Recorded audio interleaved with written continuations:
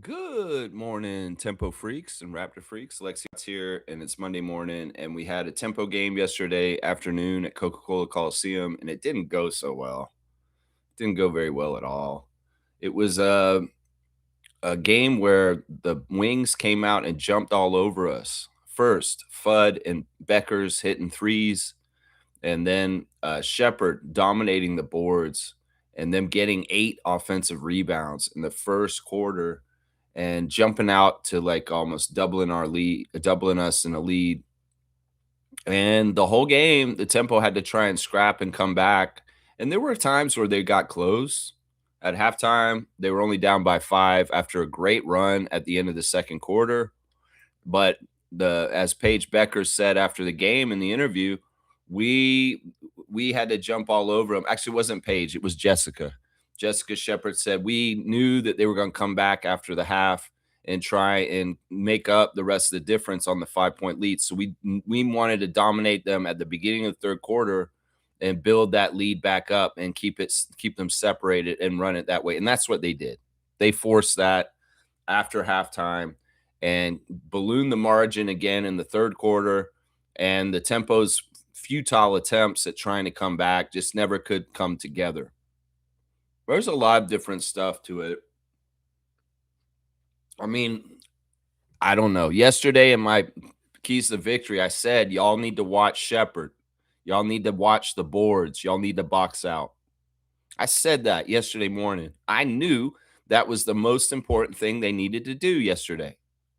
The 3-point shooting was great for them to start, but we had good 3-point shooting at times too. And honestly, the 3-point shooting was pretty even by the end of the game. The big difference was the offensive boards, was the second chance shots, was the transition baskets that they got off of our turnovers. Those kind of things made the margin big, and Dallas win. Yeah, they're not a bad team. The thing that's interesting about them is that they have those 2 young guards that are sharpshooters, and Beckers is the real deal. Watching her play out there, mixing up long shots with like little moves and little fadeaway shots to the baseline. And, then also she's got a whole aspect where she's kind of a shit disturber where she gets her hand in the ball and she can cause turnovers. There's some real aspects to her. She's a real baller. She's a real player. And Fudd impressed me too because she shot so well and she's so little. I'm like, wow, that's the first pick in the draft. And wow, yeah, she's like that because she shoots like that. So seeing the Wings for the first time, I was impressed. And Shepard is a longtime vet that really does know how to play down low. They deserve to win. We had a lot of time off. We had practices. We had different things like that. I don't know. Sometimes we talk about having too much time off, possibly could be part of the problem. I don't know. I think that once again, also we had a problem where we had a late scratch, like a minute before the game starts. Julie Alamont all of a sudden can't play, and we're playing Tima at starting point guard instead. And honestly, this is what Sandy said after the game. She said when Julie came to us and said she couldn't play right before the game, just like Marina Mabry in the game before, which sucks, we had to scramble. And we realized we didn't have a point guard after that because really, Tima did not play like a point guard. There was no point guard. And we could see the disarray of our offense when Julie is not available or Kiki. Kiki's the other point guard. She could do the job if she's around. Marina's not a straight up point guard. She can do passes. She can do that really awesome over her head pass to Isabel Harrison for a basket that looks so awesome. But she's not a setup point guard. She's not somebody who's gonna like dribble the ball up and search for the right pass to the right person to make the score. So we're at detriment right there because we don't have a playmaker. We don't have somebody to get other people involved like Julie does. And I think Sandy's sick of this shit. Yeah, she said it after the game. She's like, this is really annoying when we do a game plan and we get things all ready for the game. And then one of our starters dips out like a minute or two before the game starts because of injury. Marina with her neck against Phoenix, which we would have won that Mercury game. And then last night with Julie, being out at the last second. Now, I'm not saying we would have beat Dallas if Julie played, but I know we would have beat the Mercury if Marina had played. But Julie would have helped us had an even more even chance to beat Dallas yesterday, because in some ways we lacked a playmaker. We lacked somebody to distribute the ball and get people easier shots so they could make it. There really was ugly, and they struggled awfully on their offense, because part of it was Coach Jose Fernandez. He said this before the game yesterday. Is like, Marina Mabry, we really respect her, and we really like, she's a problem. And he's all business. He's very serious. Like he was like, first of all, he has an immense respect for Sandy Brondello and what she does and who she is as a coach. She has immense respect. He has immense respect for Marina Mabry and what she does as a player. So he came prepared, and he had his young wings team prepared, and they did certain things to Marina to take her out of her game. They had her almost crashing out, and the particular player that was guarding her on the outside was really, really trolling her and grabbing her jersey and doing all this stuff. I think this is part of the scout for Marina, is just piss her off, grab her, hold her, do dirty shit. The refs aren't going to call everything, and she'll get mad because they're not seeing everything, and they're calling weird shit, and maybe some of the shit's against her, and she doesn't feel like it's fair because more than half the time they're doing this shit and they're not getting called. There is a lot of jersey grabbing, arm grabbing, dirty ass shit when it comes to Marina Mabry, because she's that dangerous, that much gravity, that much of a lethal threat, that they knew in that second half. Coach Fernandez was like, yeah, go grab her as much as you can, because we know that the only way that the Tempo can win this game coming back on us is Marina Mabry's got to get hot and start bombing threes and make like 3 or 4 threes real quick. Stop that. Don't even let her get the ball. And if she does get the ball, just foul her. Foul the hell out of her. Grab her every single chance you can get. That's what's happening. That's what's happening. This has been happening pretty consistent the whole season, but in some ways it's intensifying right now. We just had an interview on Hoop, there it is, with Lindsey Dunn and Amy Audibert with Wheeler. And she said, I enjoy making Marina mad. I enjoy grabbing her and fouling her and making her crash out. It's enjoyable. There's people in this league, they're trolling and trying to make Marina lose her temper and get out of the game because they enjoy it. So we have to understand this, y'all. You know, this is part of the reason why we need one of the other two big guns around there. Because if we had Rice or Sykes, there would be a balance and a counterpoint that, well, they're fucking with Mabry, but at least Brittany's going in there and kicking their ass otherwise. But with neither one of them around, Marina's on an island basically, and she is getting she's just getting mugged and held and grabbed and just all kinds of dirty shit. And these refs are not giving her respect. In fact, I'm starting to speculate that the expansion Toronto Tempo, being the Canadian team, is starting to get the WNBA ref whistle the wrong way, because this shit is not fair. I literally saw Paige Beckers push Maria Conde to the out of bounds where she had a chance to steal the ball and have a running layup, and they called no foul and just said out of bounds on the Tempo. Paige Beckers pushed Maria Conde to the ground, Genesis Paramount. You didn't fucking see that? There's a lot of this shit going on. They're not calling fouls. Well, they didn't call a foul there, so it's like you can't challenge that. It's just out of bounds on the Tempo. No, she pushed Maria. Maria stumbled, and she couldn't move fast enough to get the ball before it went out of bounds. And honestly, if that call had been played correctly, if that play had been called correctly, there would have been a take foul. It's some of this is bullshit, man. Some of this is absolute bullshit. We're not powerful enough to withstand refs being biased and letting people mug Marina without Brittany and Kiki Rice. It's just how it is. It's just how it is. And it's disappointing. It sucks because you guys want to root for a team that's having a competitive game, but the Tempo fans at Coca-Cola yesterday didn't really get a game that was that competitive the whole game. Because in some ways the refs were not respecting Marina Mabry correctly. And in some ways the Tempo just don't have the proper roster construction to compete when certain players are out. And this whole season, we've been seeing weaknesses in the Tempo's roster. And honestly, we have not seen a front office that's been very quick to address these needs at the times when they happen. Whether it's at the beginning of the season, when we've had no bigs, and now we're in the middle of the season and we're missing two of our three most important players on the court. They did it. ESPN did a top 50 most important players in the WNBA, and those three players were all on the list. Brittany was in like 16. She's like the 16th best player in the league, according to WNBA. Marina's somewhere in there, and then Kiki's near like the end, around 46. Yeah, it sucks. In some ways, I can't get that upset about this. It's an expansion year. Who cares if Toronto Tempo are 9-11? That's better than the Raptors were at this time in their first year as a team. So I can't get mad at this. There's success either way. In some ways, it's the competitor in me that's mad. In some ways, it's like, why, Julie? Why? Why are you out? Like, why is this happening all of a sudden? I'm sick of this shit. And Tammy couldn't play either because she got hit in the face by a ball in practice. That's why Tammy didn't play. And Chelsea, big points to you for coming in and asking the question at the pregame press conference and saying, why is Tammy on the injury list for her eye? And well, Sandy told her straight as day, because this is a question I had on the show yesterday.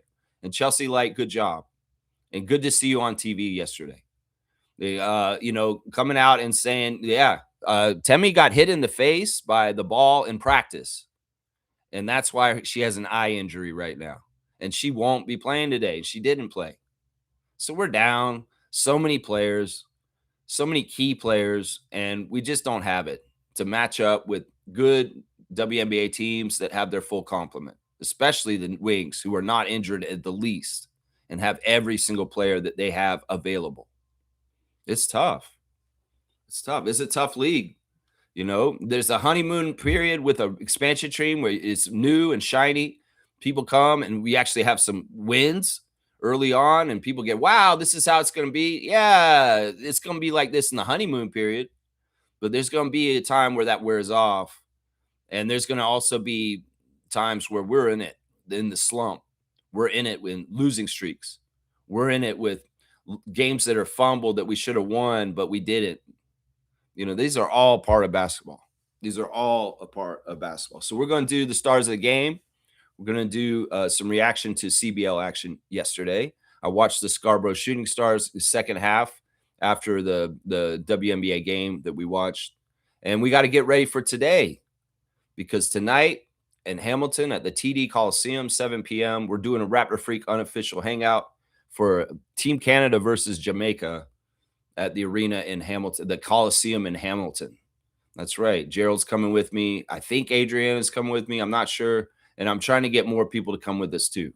They can possibly come down and support Canada against Jamaica tonight. SGA, Andrew Nebhard, Dylan Brooks, Keyshawn George. Yeah, it's going to be fun. And I'm really looking forward to checking out the new arena, going to Hamilton, and seeing our great Team Canada play. That's right. It's going to be a lot of fun. All right, let's see what Trevor Jay's saying here in the words of wisdom this morning. Good morning, Trevor, and thank you for being here this morning. I appreciate you being here. He's saying this: growth doesn't always make noise. Some of life's biggest changes happen quietly. The strongest roots grow where no one can see them. This is so true. I know this about gardening: is that roots are all underground. And you gotta, they are just happening while you're not looking, and they're striving. You know, there's a lot of different things. Like, here's a good analogy for this that I'll piggyback on top of Trevor's words of wisdom. When you are trying to grow a tree or a plant, you don't want to water right up close to the plant. You want to water a little further away because you want the water to be away from the plant so that the roots will strive to grow to get to the water. You water right next to the stem, well, the roots are catching all the water right there. But if you water a little bit further out, that will encourage growth for the plant to stretch its roots out, to grab the water. That's kind of an interesting analogy for life, is that if you just water yourself right up close, that's your comfort zone, you're not going to grow. But if you water it way further and a little bit further, you will grow somewhere and go somewhere. So yeah, this is interesting. Yeah, they definitely, changes are always happening, whether you like it or not. Change is inevitable, and in some ways, once again, there's a real power in understanding change and what you can and cannot control. And when you figure out what you can control, you can change your life in the ways that are dramatic and make your life better. Blessings to the Jones family and all the Raptor Freak families. That's right. Trevor J saying the Tempo played like they had too much time off. And they got out rebounded, outplayed on every side of the court yesterday. Dallas took us very seriously. Dallas did a good scout, and Dallas's team executed the plan very well. And the veteran Shepherd is a great leader for that team. She's no nonsense. She's very serious. She goes about her work like blue collar like. And then you got these young hot shots that are a nice compliment with her. No, this is a neat team. This is a very interesting team, and they're going to be a good team for years to come because of their youth of their two first number one picks. So yeah, it's they're gonna be somebody that we're gonna have to learn how to beat, and I don't know if we'll know how to beat them by Friday in Montreal. I don't know. In some ways, if we have some players back, maybe it could help. Yeah, Julie and Temmie at least, but I know Kiki and Brittany won't be there for sure. So we've got to figure this out and adjust. It's part of it. Trevor, I do think this long period off did hurt us. I think it's so weird. Why did we have such a long period between games just now? The schedule makers are so weird for both the NBA and the WNBA. There were periods of time where the Raptors had so many games in a month. And then there's like 1 month around, there's the All-Star weekend, but they gave us a lot of our breaks around the All-Star weekend this past year. Like they extended periods between games where we'd maybe get like 3 days off between a game. That was all in the month of February around the All-Star game for the Raptors. So it's like they had these really condensed months of like November, December, and January. And then like in February, there were like games that were islands away from each other in all kinds of places. I feel like that's what happened just now. It's like 8 days is too long to have off in the middle of the regular season. This isn't the All-Star break. The All-Star break's still coming up. This was the Commissioner Cup break. But still, teams came back from the Commissioner Cup break or had games closer to the Commissioner Cup break where they didn't have an 8-day period between it. In some ways, did we get anything out of this 8-day period as far as practices? Yes. We got a new player, Bekole, and she made her debut partly. Well, Sandy did say that Ornella only played because Julie was a late scratch. They did not have a plan to play her yesterday, but they put her in because they needed bodies because Julie and Temmie were out all of a sudden. So Bekole made her Tempo debut, and I don't think she was planning on playing her. She said it after the game that, yeah, we had to put Ornella in because Julie was a scratch. So it's like, it's weird. It's like, it's true. You get a rhythm when you're in the rhythm of every other day or every 3 days you're playing. You get a rhythm to your life. And then, well, all right, y'all, you can hang out in Toronto. Y'all all live in the same condo, apparently. And y'all are all going upstairs and having pool parties and just chilling, going to restaurants, getting your matcha, running around, doing events, going to World Cup, going to Blue Jays games, doing all kinds of fun stuff all week and getting practice and hopefully getting rest and rehab and getting better, Brittany and Kiki. But also, that rhythm of the games and stuff, you get a little off. I feel like that's a weapon by the schedule makers sometimes. It's like, we can make it really heavy on a team and throw a lot of games in a short period, but we could also take all the games away and have no games there. And that could be even kind of messing with the team too. It's annoying. I did not like this 8-game break. I feel like we should have had either a game on Friday, this past Friday, before this Sunday, or we should have had a game closer to the Cup, like the Sunday before instead of the Saturday before, just to make it a little bit more closed up. Yeah, I think it was a factor, Trevor, because in some ways you could tell by the way they got out there. I think Dallas played on Friday night, so they had a game like 2 days ago, right? And we were cold, and we came out and looked like it when we came out. That's part of it. Yeah, I think you're right. I think you're right, Trevor, that time off did not help us. James is here. Good morning, Raptor Freak. James, let's see what he's saying this morning. Since we lost Grady Dick, should we add another shooter from free agency to the Raptors? Gary Trent Jr., Cam Thomas? First of all, Cam Thomas is a no-go. He's not, why? Why do you want Cam Thomas? Cam Thomas went to Milwaukee and got waived like 2 weeks later. Yeah, there's something wrong there. There's a red flag. Plus, Cam Thomas has an overimportance of himself because he thought he was worth more with the Nets, and he found out he wasn't. So yeah, those are no-goes both for me. We've already had Gary Trent Jr. here. We understand who Gary is, and we got to understand Gary doesn't fit Darko's system. That's something we found out. If you're a black hole and you're going to shoot a bunch of shots and you don't even make them and you're laying bricks, we don't want you because we need to pass it around. And we know Gary Trent Jr. very well because he was on our team for a few years, and he is not a passer. If he gets that ball, 95% of the time he's shooting it. So Gary's a no-go with Darko's system. It doesn't make sense. You got to have unselfish people that are moving the ball to the next person and not just jacking it up every time they touch the ball. I'm going to say this to you guys. You guys are all so eager to try and figure out the last puzzle pieces of our roster for the season. Kyle Anderson was a mystery and came out of left field, and we couldn't predict him, right? So I don't think y'all can predict these last 2 or 3 roster spots either. And we need to stop doing that. Just let Bobby cook. That's what I'll keep saying. Just let Bobby cook. Bobby's going to figure out the last part of our roster, and we should all just trust him. In fact, I would say this. Bobby knows what we need more than anybody else on this planet. He knows better from the analytics because he has all the numbers on his paper. He knows from the living on the moon because he's a GM and he understands the politics and the actual reality of being in that job and what is actually really possible instead of these crazy pie in the sky ideas like let's bring back DeMar DeRozan for nothing and let him just sit on the bench and not collect any points and just sit there and ring chase and not do anything with our team. No, Bobby lives on the moon, so he understands what is possible, the politics of the landscape, and what is possible with the money, and what is possible with the rules, and what is possible. It could look possible to a fan, but they don't know the inner workings. They don't know the real criteria. They don't know the actual truth about why this person can't come here and why this person can't either.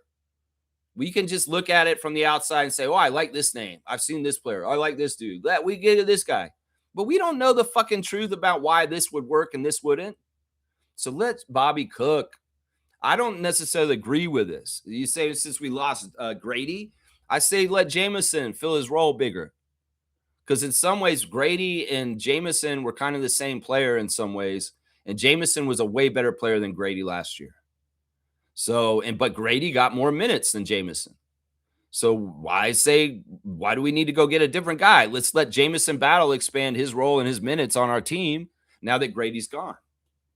That's what I would say. I think that the last 2 positions on our team should be filled by centers or bigs. Forget about the shooting. We're going to be a steal the ball team that's running around, and we will have good shooting in different places. It's just that I think that we need bigs the most right now. We need somebody who's an actual true center other than just Yak, because there's a stat out there that says that other than Yak, everybody else is 6'9" and lower on the whole entire team. And we need at least one more 7-footer on this team. So, yeah, we'll let Bobby cook, James. It's a great question, and I'm glad you asked it. But Gary Trent is a dead end. We know who he is. We've had him on our team. We could revisit him for nostalgia. I think from the history and things and how the last little bit when he was on our team went. I mean, he was on the team when Darko was still, he came in and he was still on our team, right? And we got rid of him just before or right when Darko came in. Wasn't he on the team with Darko the first year, Gary? And then he was let go after the first year with Darko. I think that's right. Either that or he was let go right before Darko showed up. Bryce is here. Good morning to Bryce Lawson, a great Raptor freak living in the state of Kentucky. Let's see what he's saying this morning. Good morning, Lex and Raptor Freak family. I don't know if y'all have discussed the Summer League team yet. Yeah, we did it on Thursday last week. We did it on, was it Friday? It was either Friday or it was Friday maybe. We did it last week, though. But everyone is raving about 7'5" Jamarian Sharp. I actually kind of know him. My senior year high school coach had coached at other schools previously, and he had taken Jamarian Sharp in to take care of him and coach him for a while. My senior year, Jamarian was already playing at John A. Logan College after high school. I go to WKU, and I end up in a sports management class with Jamarian. You can't miss his 7'5" frame. We kind of became friends after I told him about Coach Croft. Big guy from Kentucky is getting his opportunity. I love it. Yeah, we talked extensively about Jamarian Sharp a few times this past week. I went a little deep on him and checking him out, Bryce. So I do kind of understand him right now. That's really cool that you have a personal connection to him and that you talk to him. Maybe you could have put a word in for us with the Raptors, because he is not with us totally. No, he's not. He's actually playing for Sacramento right now on the Kings Summer League at the California Classic with Jonathan Mobo. That's right. I went to look at the box score for Mobo in his first game as a Sacramento King, which he got 5 blocks, which was crazy. And Jamarian Sharp was on the box score for the Kings. Yeah. But he didn't. He had 3 for 3. He didn't have any blocks, and J-Mo started over him, and Sharp was coming off the bench. This is Drew Timme. This is what this is. Drew Timme did the same exact thing last year, I believe, for Summer League. He went and played for the Kings. It was the exact same team, too, in the California Classic, but he was on our Raptors Summer League roster, too. And you know what happened? He came and played for the Raptors, I think, 1 game, and then he took off, and he wasn't with us. So Sharp is not totally tethered to us right now. He really isn't. The other 2 7-footers on the Summer League team are tethered to us more, because one of them's on Exhibit 10, that's Biddle, and the other one, Aziz Abandago, was drafted by the 905 in the international player draft, second pick to the Raptors 905 to have rights to him. We do not have the rights to Jamarian Sharp. Jamarian Sharp is a free agent, I believe. I don't know. Or maybe he's still a Texas legend. It could very well be that Dallas still has his G League rights. That's the thing. You know, he's trying out for a couple teams at Summer League, because he's going to play for the Kings right now. When Vegas starts next week, this Friday, he'll be playing for us. But it's tough.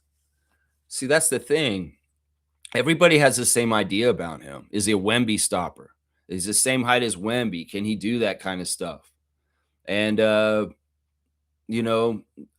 he's in demand to a degree, but also at the same time, there's huge flaws in his game that do not allow him to play in the NBA correctly. He is a horrible offensive player. He has no offense whatsoever other than lobs and dunks right at the basket. He does not have a shot. He doesn't even have a little hook shot, like in the lane, like any kind of touch off of one hand. He's basically a one-dimensional player as a shot blocker. And in some ways that, the old NBA, he'd be great because there's specialty jobs like Manute Bol.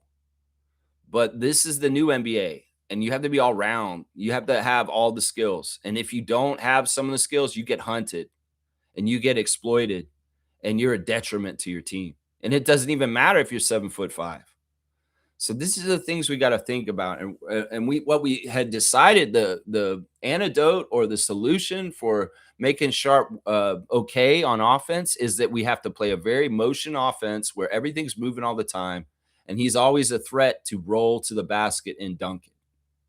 That's the only way we can make defenders respect him, because they won't respect him on the outside perimeter because he has no shot. They won't even respect him posting up in the corner in the post because he's easily defended because he has no offensive skills. So it's like you have to do a motion offense where people are always moving around, and Jamarian would have to be like a threat to be rolling to the basket or a lob threat in motion for him to be respected on offense. As much as, Grady Dick can be a weak link on defense and people will hunt him and go after him when he's out on the court, Jamarian Sharp is a weak link on offense, and people will hunt him and they will double up other guys on our team away from him because they don't respect him. That's the biggest thing I've learned about him. The one thing that we will give him credit for, and this is what the scouts all say, is a hard worker. And unlike a lot of bigs, he's not lazy. He's really, really trying hard to improve himself. And he's showing real dedication to showing up and putting in hard work and trying to get to the next level and doing the things he is. But in some ways, man, with a guy who never really cultivated or started a path with a real offensive bag, this is too late for him in some ways to try and get this done as a project in the NBA as you're trying to do it all at the same time. Koloko has way better offense than this guy does in some ways. Seriously, Koloko's got little shots and stuff like that. This guy doesn't have that. That's just the sad truth. I know that you know him personally, but this is what we found out about Sharp when we dug a little deeper on him. Now, I want to give him a chance. Obviously, he's coming to Summer League. He's going to be on our team. Let's take a look at him. Let's see what he does. And maybe we'll be pleasantly surprised. And maybe the Raptors will be too. And maybe there is some sort of path for Jamarian Sharp towards us. But once again, first of all, he's not ours. He can go anywhere he wants, I think, if he signs a real contract, obviously. If somebody like the Knicks came to him and said, we want to sign you to a two-way, he could do that tomorrow and nobody could stop him, So there's a little bit of demand for him, but think about it also, Bryce. If he's so attractive, why aren't people falling over themselves to try and sign him to a bunch of money? Because there's flaws there, and they're very big fundamental flaws. Man, I love that you know the dude. I'm sure the guy is an amazing dude. He's an awesome dude, but we have to be real here about it, right? We have to be real here about it. Bryce, so good to have you in the chat this morning on a Monday morning. Trevor's saying this: IQ can become himself together with Kawhi on the court, giving him more room to shoot the three. Brandon had a really good effect on the Raptors this year when he was playing for us. He has gravity. He unlike Jamarian Sharp, the exact opposite, he demands you to have to guard him. You have to respect him. And in fact, you may have to strongly consider sending 2 or 3 people at him down the court. With that gravity, and the stats showed that Ingram has some of the strongest gravity in the league, just like Marina Mabry in the WNBA. Makes things open for people like IQ and RJ, for sure. And Kawhi has this too. In some ways, I would argue that Kawhi may be a better playmaker than Brandon Ingram. If they're coming to double Kawhi or they're coming to do things, Kawhi has shown that he will make the pass to his teammate at the right times to give them absolutely open opportunities to score. And that is what we're talking about right here. That Kawhi will get the respect, he'll get the attention, he'll get the gravity, and he'll also have the skills and the know-how because he's been in this league a long time. He's been there, done that, and he understands when he was supposed to throw it to James in LA. Yeah. Well, it's not James anymore. It's Emmanuel Quickley. And yeah, Emmanuel's a great spot shooter, and if he has nobody up on him, yeah, he'll bomb those. He'll drain them. He will drain them. That's exactly right, Smooth. That's right. I mean, Trevor, that's exactly right, Trevor. That's right. Trevor J said there's more clips with Jacoby working out. Yeah, Jacoby's putting in the work. This is every summer. We've seen Jacoby putting in the work. We know he's putting in the work. He's in the lab. These guys who grind, they show it. People like Jarkel Joyner out at Langley's Gold's Gym every single day, showing it on his Instagram. Jarkel Joyner, the Vancouver Bandits, putting in that work. He checks in every day. I see it. He posts it. Jamal Shedd's showing what he's doing. Chris Boucher ain't even on a team. He's grinding. Chris Boucher's grinding like crazy right now this summer. Jacoby Walter's grinding too. That's right. Colin Murray-Boyles, I seen you grinding. These guys out grinding. Yeah, that's nothing different. Jacoby Walter workout video, I expect it. That's not special, Trevor. That's just life. That's the way he should be living. That's right. Smooth Brown Man, good morning to a Raptor Freak Trivia Champion. Thank you for supporting this channel, guys, with the little emblems there. Per Shams, Raptors, Kawhi Leonard expected to begin contract extension talks this week. Yes, I have the Raptors Redder of the day, guys, and let's talk about it right now. This is XVII Chong. And, well, apparently there is a news item that came out just an hour ago on ESPN that Kawhi Leonard has hired a new agent to oversee his Raptors deal. He is not using Uncle Dennis.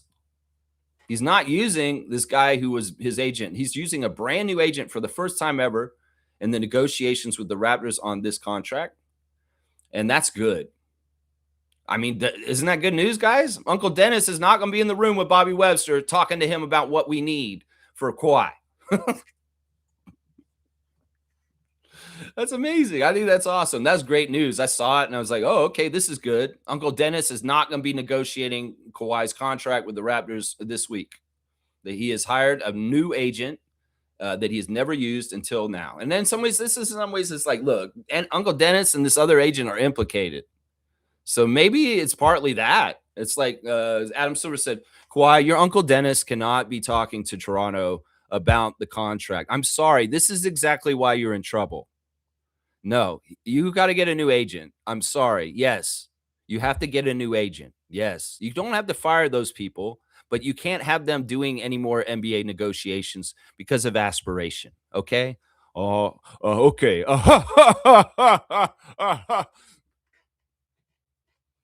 Yeah, this is good news. Thank you to Raptors Redditor of the day, XVII Chong, for the great news that Kawhi has to use a new agent for this negotiation this week.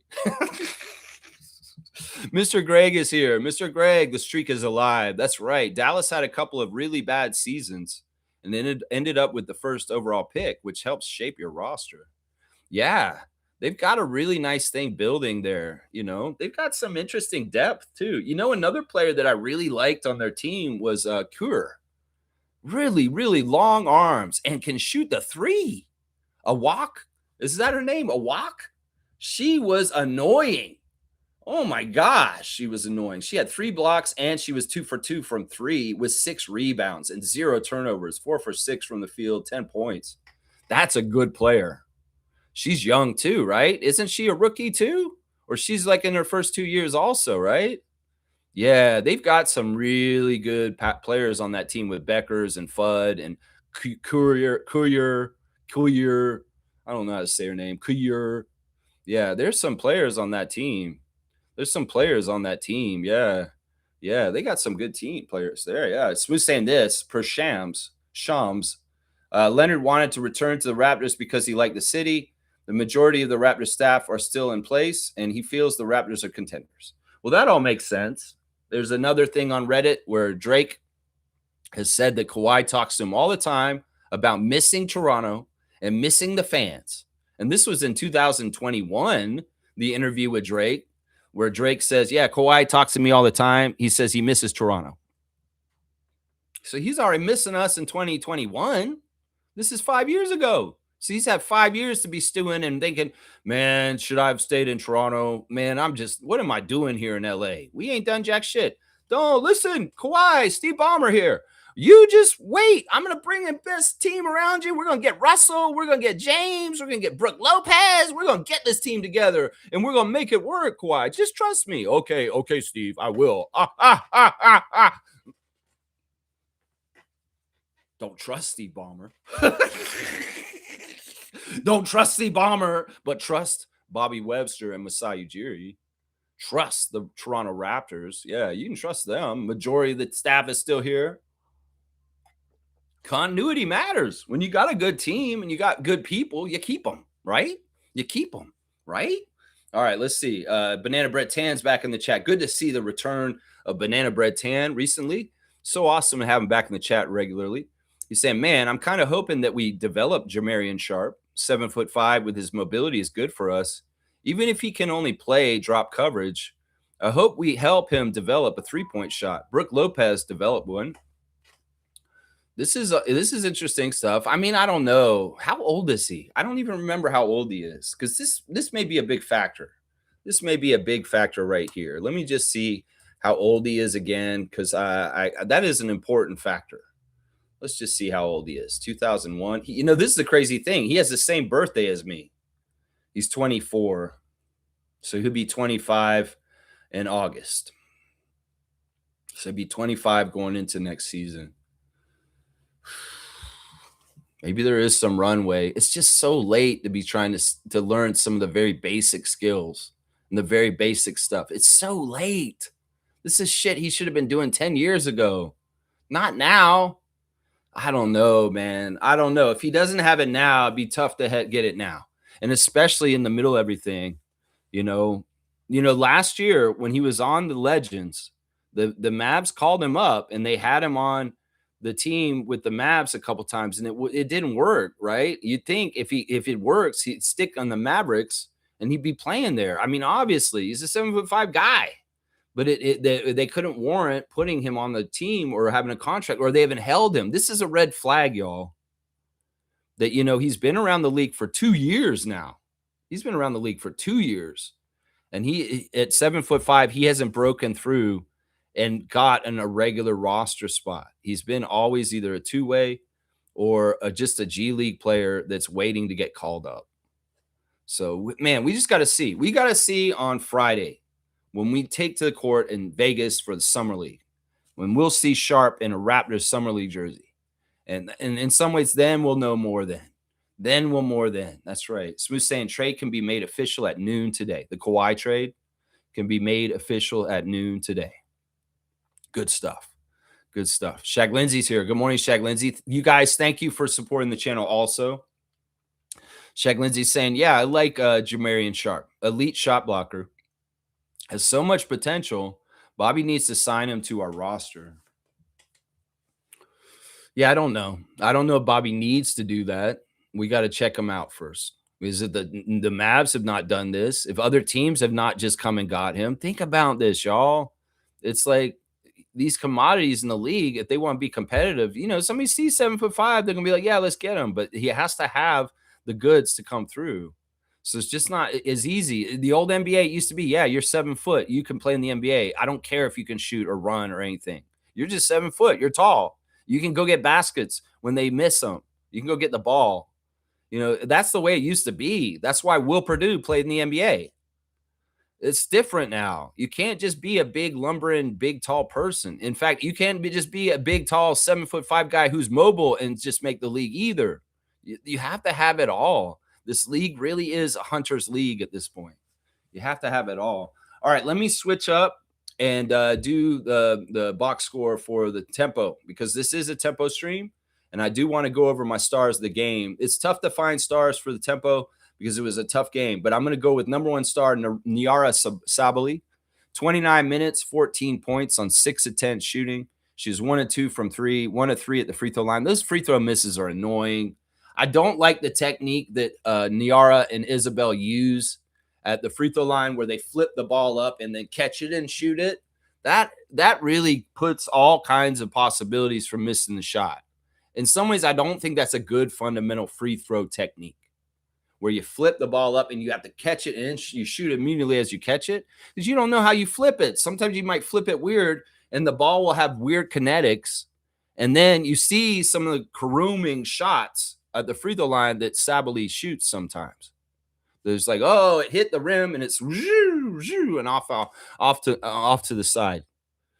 No, I don't like that. Y'all stop flipping that ball up and catching it and then shooting it. That's bad free throw technique, honestly, in my opinion. That is. 7 rebounds, 5 assists, 2 turnovers, and 1 steal. In some ways, she failed at holding Shepherd out too. But in some ways, this is the best stat line that anybody had last night. 14 points, 7 rebounds, 5 assists, a minus 13.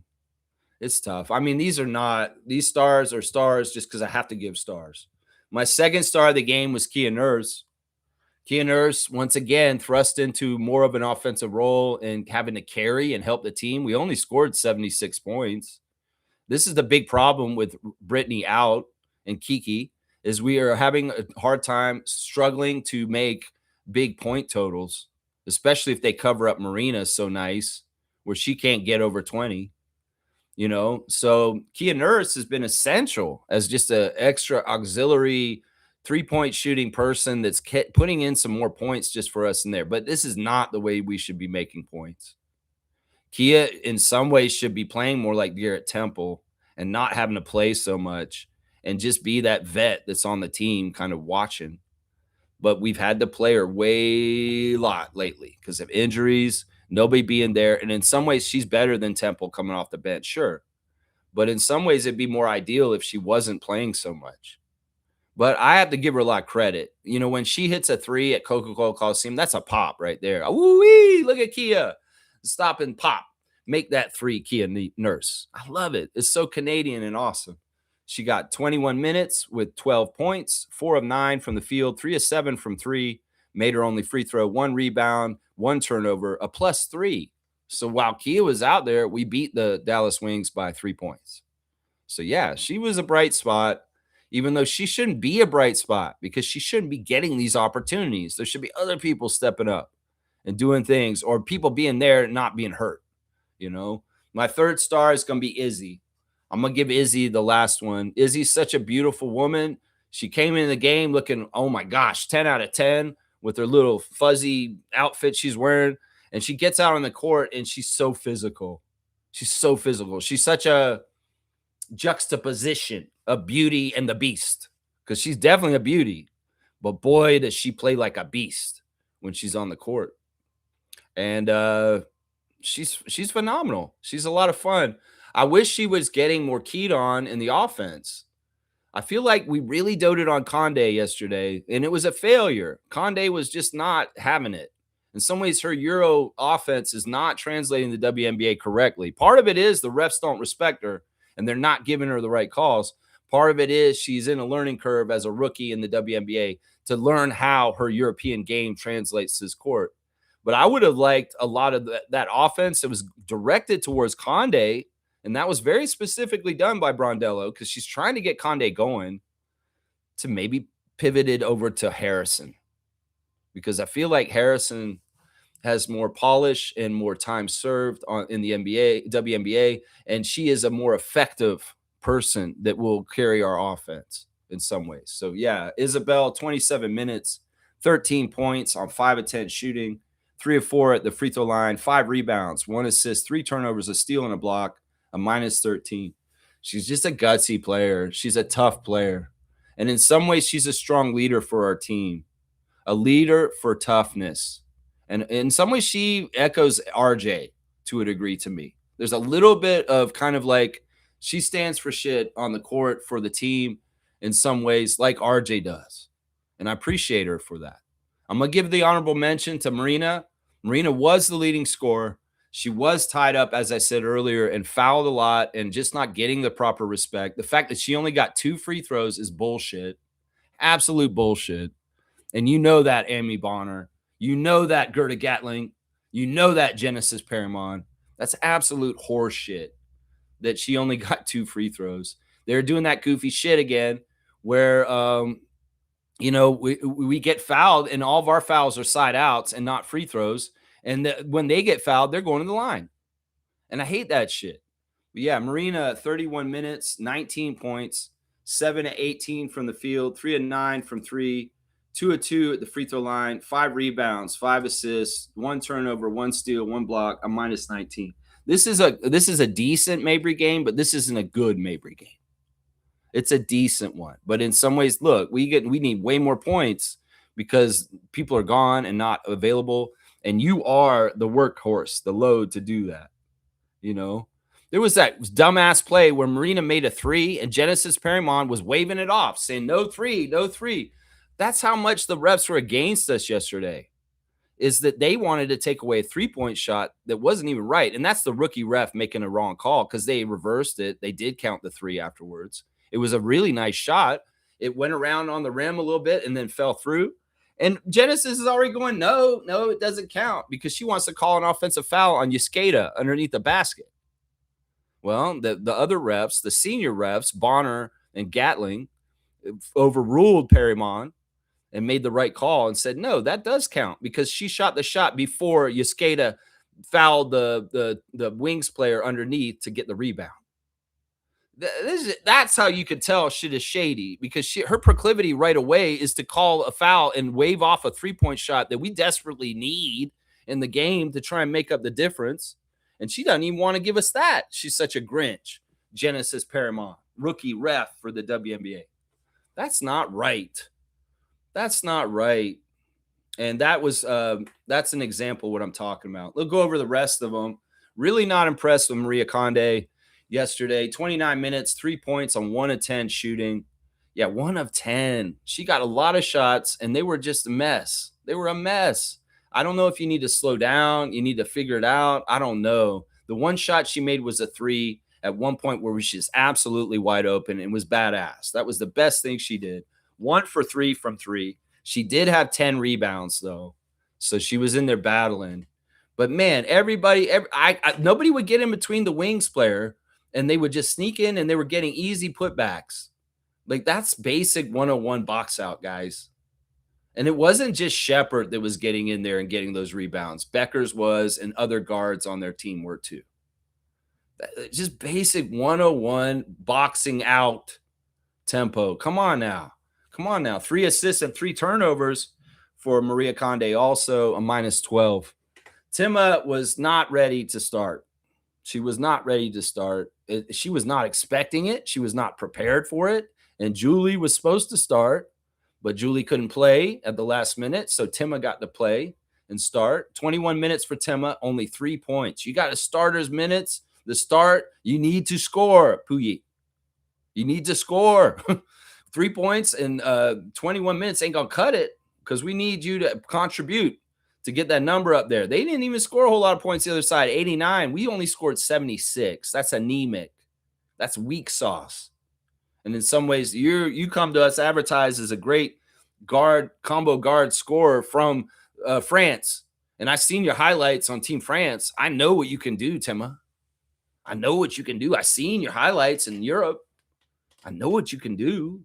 So can we do this here? Maybe it's a similar thing. There's a learning curve for these Euros, for Laura, Maria, and Tima. And they're still learning. They're rookies. They're Euro rookies.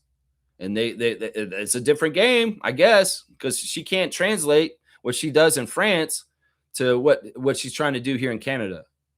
And so I'm wondering about that, Tima Puyi.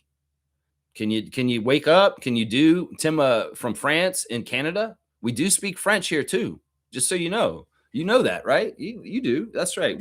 She's 1 for 6 and 1 for 3. So between two of the starters, they were 2 for 16 from the field, the 2 Euros in the starting lineup, Conde and Puyi. 2 for 16 shooting. That's a huge chunk of shots and only 6 points to get from it. That's bad. That is bad. They both made threes at least. Only 1 assist too. Now, Tima, if you're not going to score, at least set everybody up. But no, 1 assist with 1 turnover. So you even nullified that. It's a bad game. It's a bad game. You were better off starting Kia Nurse, Sandy Brondello. She might have actually played point guard and actually passed the ball around a little bit, because she's a vet and she understands the WNBA game. And she, in some ways, can kind of jump in that role a little bit. Say, hey, Kia, go out there and play point guard a little bit, please. Could you do that? That's what I'd say to that. We saw the rookie Tiani Key finally get back in the game. She's had some DMPs recently that I've been wondering about. But with Tammy out, she absolutely had to play. So, yeah, 10 minutes for Key, only 2 points on 1-on-1 shooting. She only had a turnover. She did not get a single rebound. That's a problem. We needed you. Shepherd, come on. Get out there, Tiani. Box out. That's the big one. The big thing I tell all of them right now. Box out. Box out. Yescada, 24 minutes, 8 points, 3 of 7, 1 for 3 from 3, 1 for 2 from free throw, 5 rebounds, 1 assist, 1 turnover, 1 steal, 1 block, a -1. Laura, I don't know why she's not starting. I would not be starting Conde. I know that you want to get Conde going, but Yescada is more dependable as far as production, and it may not be offensive production, but it's all-round production. You know, in some ways, I like the look of Conde as the 6th woman off the bench, the scorer off the bench. You can get her going that way. I've not totally liked this switch between Maria Conde and Laura Yescada. I feel like Yescada has been way more productive and way more useful in the starting lineup at the beginning of the year. And Conde has struggled since she's been put in the starting lineup, and her production isn't as good. I don't know what to say here. Sandy's the coach. She's going to make this decision, but I think she's dropping the ball with not starting Laura Yescada. She started her most of the year and it was working. We were winning way more of the games when she was around then, and we're losing way more of the games since Conde's been starting. I'm just saying. It's as simple as that, you know? And finally, the debut of Ornella Beccoli, number 33 for the Tempo, got in there and looked good. Very promising. Very long arms. A very interesting player type. Not really a guard, not really a big, right in the middle. 8 minutes for her, 2 points at the free throw line. She missed the only three she took, 2 rebounds, and a steal also. The steal was nice. She was active. She was getting after it. And that's all we could ask of her. That's what Sandy said, is that, we weren't expecting a player, but then Julie and Temmie were out. So we had to play Ornella.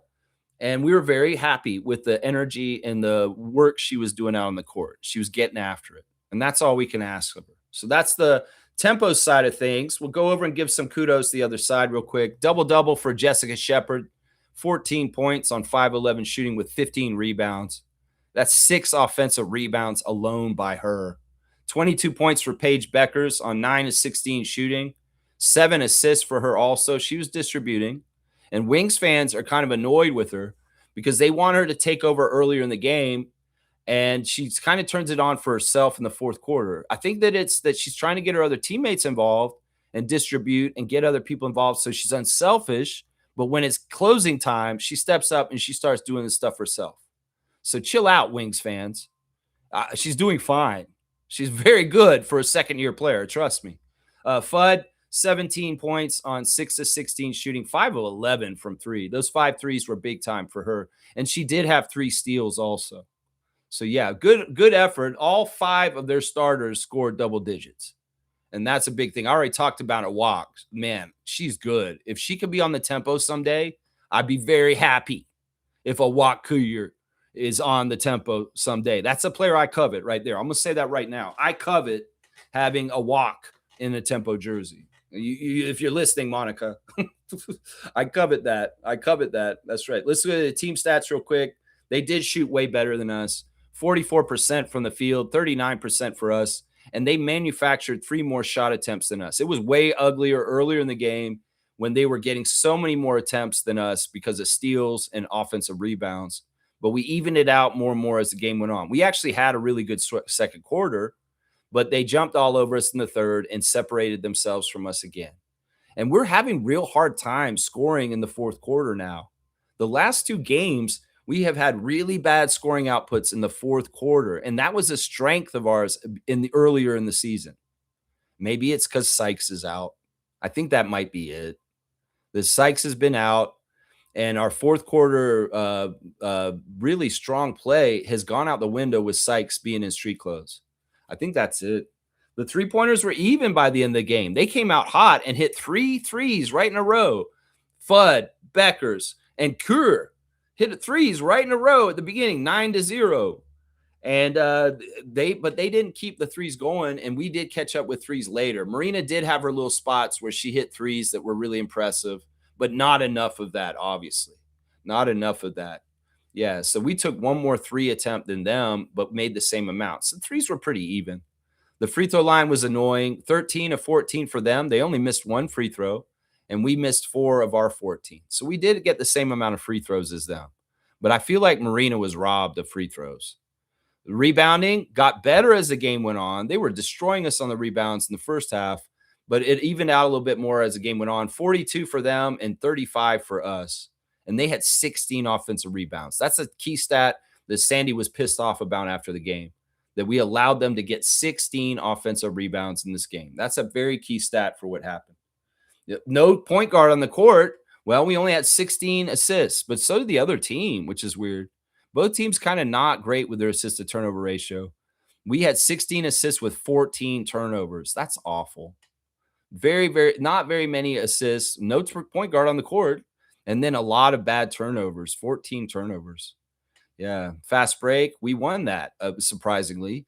And then points in the paint, they won 38-32. That's a look at the box score for the Wings Tempo game yesterday. Dallas beating us 89-76 in a game where they won wire to wire. We didn't come back. I don't think we took the lead from them at any point. They just beat us the whole game through. It is what it is. It's a learning experience. And well, we're back in action, baby. We got Golden State on Wednesday, the Valkyries, and we'll have the preview for that Wednesday morning on the 8th, 9:30 a.m. So yeah, be ready for that. Be ready for that. All right, let's see. Shaq, where are we in here? Okay, Smooth saying this. Rogers has completed a full takeover of MLSE, purchasing the remaining 25 shares from Kilmer. That is not totally true yet. Now you're saying is that has that happened for sure? Because the news I'm having here is saying Rogers to become 100% owner of the Maple Leafs, and you're saying that that's already happened today? Because I don't know. It's the news this morning saying that it's in the plans and that it will happen. It will happen, but it's not official right now. You're saying it's officially happened? No, I think that they're saying it will happen and the plans are in it, and then we'll find out later and we'll see how that changes things. That could make things, I don't know, like he's already majority. He can make the decisions as the majority owner, but if he's going to own it 100%, well, we'll have to see how that changes things. We'll hopefully be able to continue to just do what we've been doing with Bobby Webster, and Keith Pelly and Ed Rogers will stay out of it. Because I don't think this changes anything dramatically, because it's already they're in charge and they're already the ones that are making the decisions. If it's 100% or if it's 75%, what does it matter? Right. And I don't think this is official yet. The Globe and Mail report this morning in the paper says there's plans to set this up to be there. So Smooth, words exactly matter. So you're saying they have completed this? Because I haven't seen that. That's not the news I saw. I said that the plan is that they're going to be doing this soon, but it may not have happened already. I'm autistic. This matters to me. I have not seen that they have completed this. So be careful. Make sure you're right. Make sure you're right. I read it as saying their plans to, because that's what it says on Raptors Reddit this morning. It says Rogers to become 100% owner of Maple Leaf Sports and Entertainment, but it's to become. It doesn't say they have. So I'm just saying it's inevitable, and you're right. It probably will happen, but don't come in here and say they have completed it when I'm seeing the Globe and Mail saying that they are to become. It's semantics, but it matters to me. All right. Trevor's saying this. I'm seeing videos with Brittany dancing on her feet. Yeah, there was a video after the game released in the locker room of Brittany kind of moving around. We saw Brittany at the game yesterday, sitting in a chair on the edge of the bench, kind of away with her leg kind of out. And, she's moving around and walking around a bit. I mean, it's plantar fasciitis. It's the same thing that Emmanuel had at the end of the season. He played on it. So she could maybe play on it, but it's pretty bad. I don't know. They should be cautious with her either way. But the plantar fasciitis isn't like a broken foot or anything like that. It's more like a sprain or a strain. So, and she's been out for a couple weeks right now. So she's probably just healing it, and they looking at it, they x-ray it, and they say, well, it's progressing here. And, you should be all right soon. You should be all right. Let's see. Fiercey's here. Good morning to MJ, our current Raptor Freak champion of trivia. And in fact, we're probably going to do the ceremony for you tomorrow. That's right. I will get the nameplate today, and I will I'll put it on the trophy tomorrow. We were going to do a Tuesday trivia tomorrow, but I'm not going to do one because I'm so busy going to Hamilton today that I'm not going to write the trivia. Instead, we're going to do a reaction stream to Team Canada versus Jamaica tomorrow, firsthand account from being in the arena and watching SGA and them play. But we'll do a ceremony for Fiercey tomorrow when we add the nameplate for this year's trivia champion to that big, huge trophy in the corner right there. So we're going to do that tomorrow. She's saying, good morning, fam. Happy Monday. Lessons learned, need to work on our defense. Yes. I mean, it's not even defense, it's boxing out. Boxing out is a part of defense. It's in the department. Rebounding is a part of defense. It's in the department. Boxing out. Shepard shouldn't have been able to do that. She shouldn't have been able to do that. Shepard, in some ways, I can understand. But Beckers and the other guards coming in and doing that when we have forwards down there, Niara, Isabel, Maria, Lara, what are you doing? You're letting little Fudd come in there and take rebounds from you in the middle. Boxing out 101. Boxing out 101. Kareem Thomas is here. Raptor Freak dunk champion. Raptor Freak dunk legend. Legend of the dunk. Let's see what he's saying this morning. I beat Fiercey, given her only loss of the season by LeBron's logic. That makes me the best in the league. Laugh out loud. This was my championship. She did have Sykes and Wilson out, but I'll take what I can get. Oh my gosh. Wait, you beat Fiercey? I didn't even realize that. I didn't really check the results from the week last week, but yeah, Fiercey's got a loss on her now. She's not the undefeated anymore. Whoa, this is wild. This is wild. All right, let me review the fantasy league from matchups in week 8. Okay, so I beat JP, Reese's Nieces. Cool Cat beat Smoking Aces. Kaz won his matchup against Raptor Freak James. And Logical Raptors Fanatic beat MK. Holy crap, is Mike actually playing right now? And then Kareem beat Fiercey by 8 points. Holy crap, that's close. Holy crap, that's close. Wow, Kareem, this is accomplishment. This is accomplishment. But no, this isn't the championship. The championship is still to be determined by the end of the season. You can get a moral victory, but no, this isn't enough. This is your championship. Dude, you can still go get the real championship. Come on now, aim higher. That's right. Put your water out a little further so your roots grow. That's what I'm saying right there. That's right. Shaq Lindsay's here. Good morning, Shaq Lindsay, supporter of the channel. DeMar might be bought out today. I know we shouldn't revisit this, but I'm starting to believe him coming back would be great for our organization. It'd be great for I don't know if it'd be great for our organization. I honestly am against this at this point. And you know why? Because I went and looked at DeMar on the all-time scoring list in the NBA. Yeah. Let me go pull this up again because we were talking about this yesterday and very depth. And this is what I'm going to say to y'all. He doesn't need to come here because it's going to hurt him in a very important way. DeMar DeRozan currently has 26,711 points in his career in the NBA.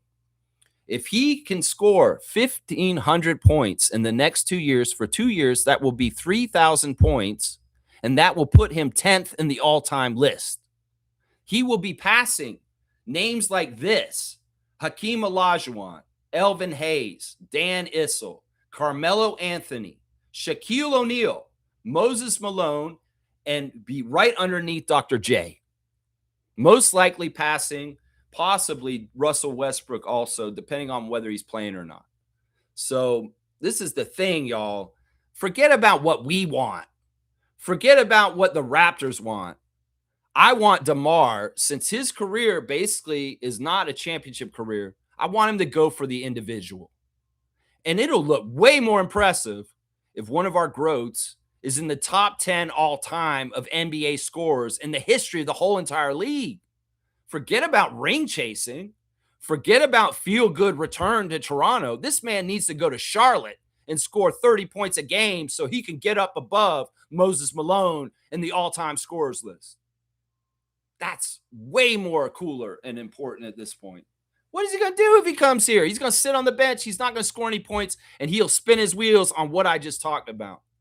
DeMar needs to play and get starters minutes. He needs to get starters shots, and he needs to be one of the main 3 offensive choices on whatever team he plays for this year, so that he can try and get 1,500 to 2,000 points this season, so he can jump up above Olajuwon and all those names I just read, and he could be in the top 15 by the end of this season.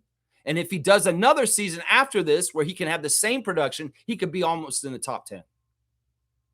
That's way more impressive to me, Shaq Lindsay. That's way more important. There's no guarantees on ring chasing, but if DeMar continues his grind like he has for so many years and keeps his pace up, this is what happens instead. No, he don't need to come here. We don't have shots for him. We don't have minutes for him. We cannot give him the opportunity to get 1,500 points here. I don't want to mess up RJ just for DeMar's sake. In some ways, like I've said, we don't need to heal with him. He's healed with us. We're good. He'll get that one-day contract with us, just like Kyle. He'll get his jersey retired. He has forgiven us. We've never had any problem with him. This is not like Kawhi. Kawhi's coming back to redeem himself after leaving after a shitty decision and going to the Clippers. DeMar has not done anything wrong where he has to come and right things here. He has no reason to come here It may be more heartbreaking than helpful.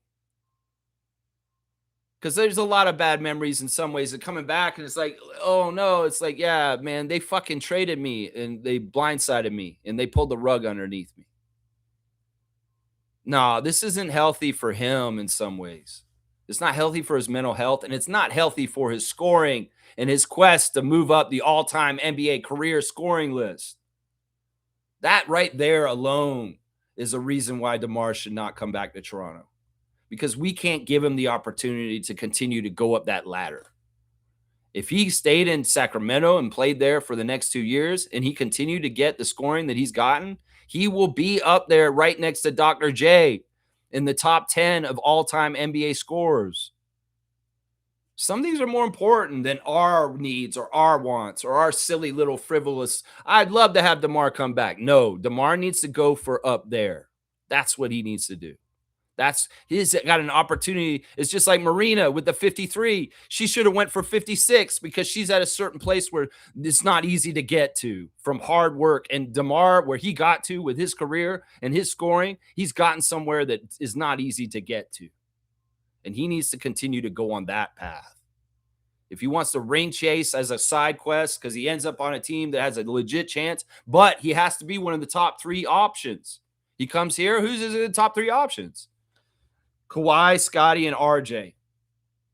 Top 3 options. DeMar's not going to be one of the top 3 options. It's just not a good idea. And I thought about this even more deeply in the last couple of days, and this is how I feel about it. I love DeMar. DeMar DeRozan will be a Raptor forever, and he will retire as a Raptor just like Lowry. And he'll get all his accolades. But in some ways, we don't deserve him back on our team. We did him wrong. And as much as you feel like it would heal things and it would be great for our organization, I don't know if it would be great for him. And honestly, we've already done him wrong enough. Does that make sense? Yeah. Shaq Lindsay, I appreciate your sentimentality about this, but I've thought about this long and hard all weekend. And I don't think it's a good thing for DeMar. And that may be the thing that's the most important in this. DeMar has the right to be selfish and not give a shit about what the Raptors want. He has that right.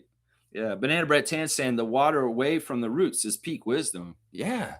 Yeah. I'm trying to do some Zen Buddhist kind of like teachings here. Like these are, on that note, let's do the human design stuff for today. Just real quick. Humor me, guys. You might learn something here. All right. So we are on the last day of gate 39, which is the gate of the provocateur. And this last 6 days, there's been challenges that we faced that are provoking us. There's a lot of emotional energy in this gate. So you may have found in the last 6 days that you've gone through waves of happiness and joy, but also sadness and melancholy. That's natural with the energy that comes through this gate. There's a lot of switching, and you may feel like a little bipolar because at one moment you may be laughing and happy, and then another moment you're sad because you're thinking about something depressing. That's very much the energy of gate 39. And well, we're on the last line of gate 39, and we'll switch the gate tomorrow. The troubleshooter. That's the name for today, the troubleshooter. And we are in detriment with it. And the lesson is today is ego dominance that generally abuses the gift of troubleshooting for self-aggrandizement and personal ambition rather than for the benefit of others. The emotional drive to dominate that provokes others. So, people that are problem solvers and that can troubleshoot and fix issues, especially in society and stuff like that, if they're doing it out of their own ego and they're only doing it to feed themselves and feel better about themselves, there's a problem. You have to actually do it and actually get results where you're actually helping people. And this is part of the problem with the government of the United States right now, is they think that they're helping people. They're actually going the opposite way.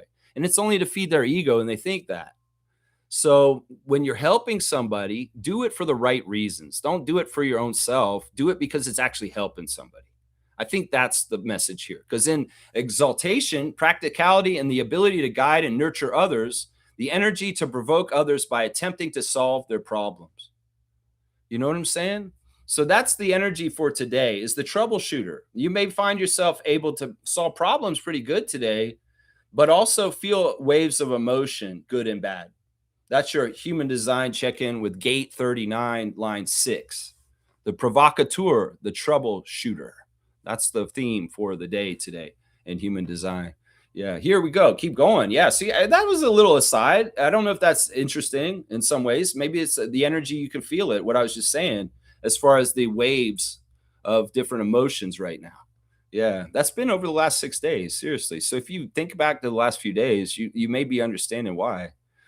Trevor's saying this: RJ and SGA showed up for the tempo game yesterday. That's right. That is my tempo Redder of the day. Randy's F50. He has got a picture of Paige Beckers and SGA at the tempo game yesterday. We saw RJ at courtside with Marina Mabrey whispering in her ear, talking to her. RJ did an interview in the middle of the game. He talked about Kawhi coming to Toronto, and he was kind of guarded with it. He said, we're going to have to see how it is and how it's going to work out. But yeah, and we noticed that Reagan Saban, the sideline reporter, very carefully said it is a reported deal, Kawhi to the Raptors. It's not a done official deal. Those media people know that they have to make that distinction. And well, maybe by noon it will be an official deal. We'll see. Uncle Dennis, you stay in the hall. You're not coming in here. But it was cool to see RJ supporting the tempo. And it's funny, like he's saying, yeah, this is my first tempo game, but I've been watching them very closely all season, and I'm excited. I love it. I love seeing more basketball in Toronto. I love the tempo being here, and I'm a big fan. That's basically what RJ said, which was really, really, really cool. Of course, SGA being there watching the game too is really cool. The Team Canada guys are in town. Why not? Come support the tempo in the WNBA. So it's a big deal when the two-time MVP is sitting at courtside. Yeah. Yeah, it's a big deal. It's a big deal. I'm going to go see him later tonight. So thank you, Randy F50, for your Toronto Tempo Reddit post. You are the Redditor of the day. That's right. Yeah, it's very cool. Team Canada is there supporting tempo in the WNBA. Yeah. Yeah, let's see. Shaq Lindsay saying, I don't think Iceman would approve. Talking about Drake? Or are you talking about some idiots down south or something like that? Or even Miles Powell? In fact, let's talk about this real quick. We'll do our CBL check now. Miles Powell has been called the Iceman by Rod Black, the Scarborough Shooting Stars leading scorer, Miles Powell. He is controversial, to say the least. He has been singularly probably the best player in the CABL, but also a bad boy, a very, very bad boy, getting suspended multiple times this season for interactions with players and referees, and also talking a lot of trash. In fact, he almost caused another fight yesterday in the game against Brampton. We had another battle of Toronto in the CBL yesterday as Scarborough visited Brampton in their arena yesterday. And well, it was a close game. It was a real battle. The Brampton Honey Badgers were actually winning most of the game, and they had a good chance, but target score time is Miles Powell time. And there may have been struggling with some of the Scarborough Shooting Stars players, like Frank Mitchell off the bench, had a really hard time scoring. But they got it done in this target score time, beating Brampton 99-95. They came from behind. Brampton only needed to score 9 points, and Scarborough had to score like 13, and they made the 13 before Brampton made the 9. So they won. That's right. Miles Powell, leading scorer for them, the Iceman with 28 on 9 of 21 shooting. And off the bench, Frank Mitchell did end up with a double-double, 14 points and 10 rebounds, 18 points for Kellen Times in the starting lineup also. But the very interesting thing was this game was called by Oren Weisfeld. Oren Weisfeld, the great author and former Raptors reporter, was the color commentator for this game, which was very interesting because Oren comes from a Team Canada base perspective. So he's talking a lot about Team Canada, Rowan Barrett, SGA, and Team Canada stuff. And this is what Oren Weisfeld said at the end of this Scarborough Brampton game. He said, I believe that Team Canada is going to come knocking on the door of Frank Mitchell, and he will be involved in the Team Canada program very soon. That's Oren Weisfeld saying that. And he's an expert on Team Canada. And I could see it. I mean, Frank Mitchell is in his first professional year as a professional basketball player in the CBL right now. And, well, he needs to start turning some heads, whether it's Michael Bartlett and Rowan Barrett Sr.'s heads or it's Bobby Webster and Dan Tolzman's heads. Seriously, because Frank Mitchell, don't sleep on him, y'all. He's a homegrown talent here in Toronto, and he is something. And Oren Weisfeld thinks he should be on Team Canada. is basically what he said. In other CBL games yesterday, we had a couple more.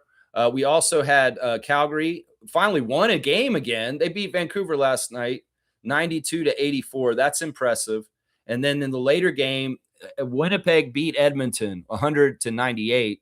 They're 10-5 now. No CBL action today. There will be a game tomorrow between Vancouver and Saskatoon tomorrow night.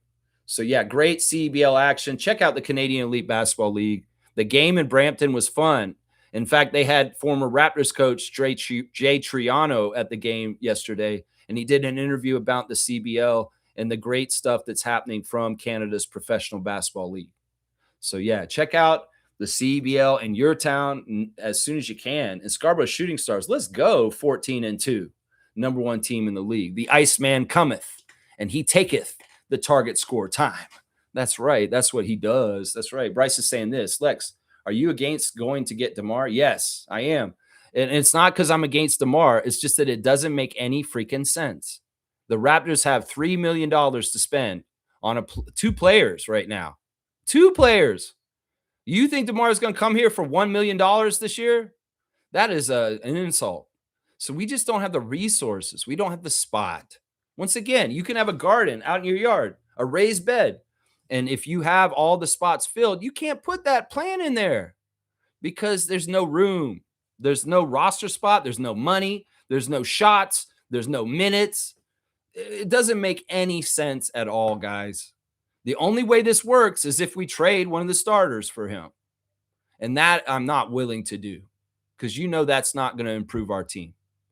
So, yeah, this doesn't make any sense, guys. And alone, the whole idea of him being able to try and become one of the top scorers in the NBA's history ever and put his name. You want DeMar to outscore Shaquille O'Neal by the end of his career? Then he can't come here. That's what I'm saying right now. You want DeMar to have more points in his NBA career than Shaquille O'Neal. He can't come here. You want him to have more points than Hakeem Olajuwon? He can't come here. That's what I'm saying, y'all.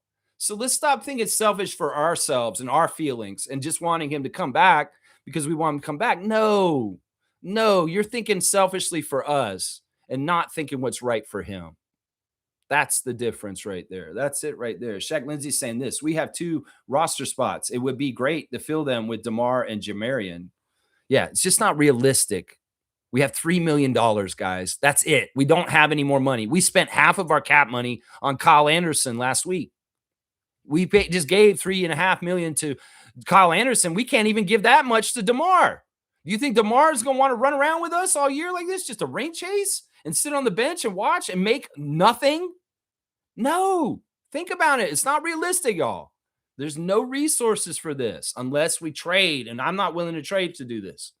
You guys aren't either, I'm sure. This might be his final year. Wants to retire as a Raptor, and he said he wants to come back to contribute. Bobby let it happen. He did not say that. I really seriously think y'all are making shit up now just because he liked a post or maybe didn't even do that. What he said, and this is very clear because I pay attention to this. He saw that Kyle had said he would like to retire as a Raptor one day on a one-day contract. Kyle is going to do that very soon. In fact, he may do it tomorrow. And DeMar, doing an interview for the Above the Noise book with Kayla Gray a couple years ago, said that sounds nice, and I would like to do that too. He didn't say he wants to come back and play, and everybody gets this so fucking confused with Lowry and DeRozan. These guys aren't saying they want to come back and play for Toronto. They're saying they want to come back and sign a one-day contract and retire as a Raptor. That's all they said. They never said they want to come back to play. In fact, both of them said, one of them on Serge's show, How Hungry Are You, was DeMar. He said, I only come back if Kyle's back with me because I don't want to be on the Raptors without Kyle because that's the synergy. And we know Kyle's about to retire. So it's just not, your guys are trying to fit huge pieces into small holes that just don't fit. Kyle Lowry coming back, that's not going to happen. DeMar DeRozan coming back, that's not going to happen. They're coming back for one day, pen to paper, and then they'll get the jerseys in the rafters. That's the right process, and that's the right level of this. We don't waste DeMar's time and take away from him getting up the ladder. And you know what? It's just, it would just not make any, it doesn't make sense. It's just a sentimentality y'all are fucking talking about. And I get it. I'm like y'all. I love the Raptors. I'm a Raptors freak. I get the whole idea why you think this way, but I'm thinking about this realistically. I'm thinking about this in a grown-up way. In some ways, y'all are thinking about it like nephews. That's the difference right there. Because nephews think anything's possible, and you can just do anything with a trade machine. They don't understand there's the moon, and you got to have the rules of the moon involved. That's right. That's right. Shaq Lindsay saying no to Gary Trent, doesn't play defense or pass the ball. Exactly. That's true right there. Seymour Pape checking in from the West Calgary, Alberta time, Mountain Standard Time. Who wants the construction worker back on the team? Mr. Brick, hell no, to Gary Trent Jr. See, we opened that up to that. We don't need to put strays on Gary. Gary's cool. I like Gary. I was very a matter of fact about why Gary is not a go with us. And well, Seymour wants to insult him, but that's fine. That's fine. Smooth saying fans are supposed to speculate. It's what we do. All right, speculate. But when I come and teach you guys, educate you on the realistic reality, the realness of it, I can you come crashing down and bring you down to the reality of it. You speculate all you want. It doesn't mean it's going to happen. It's just like fan fiction trade talk.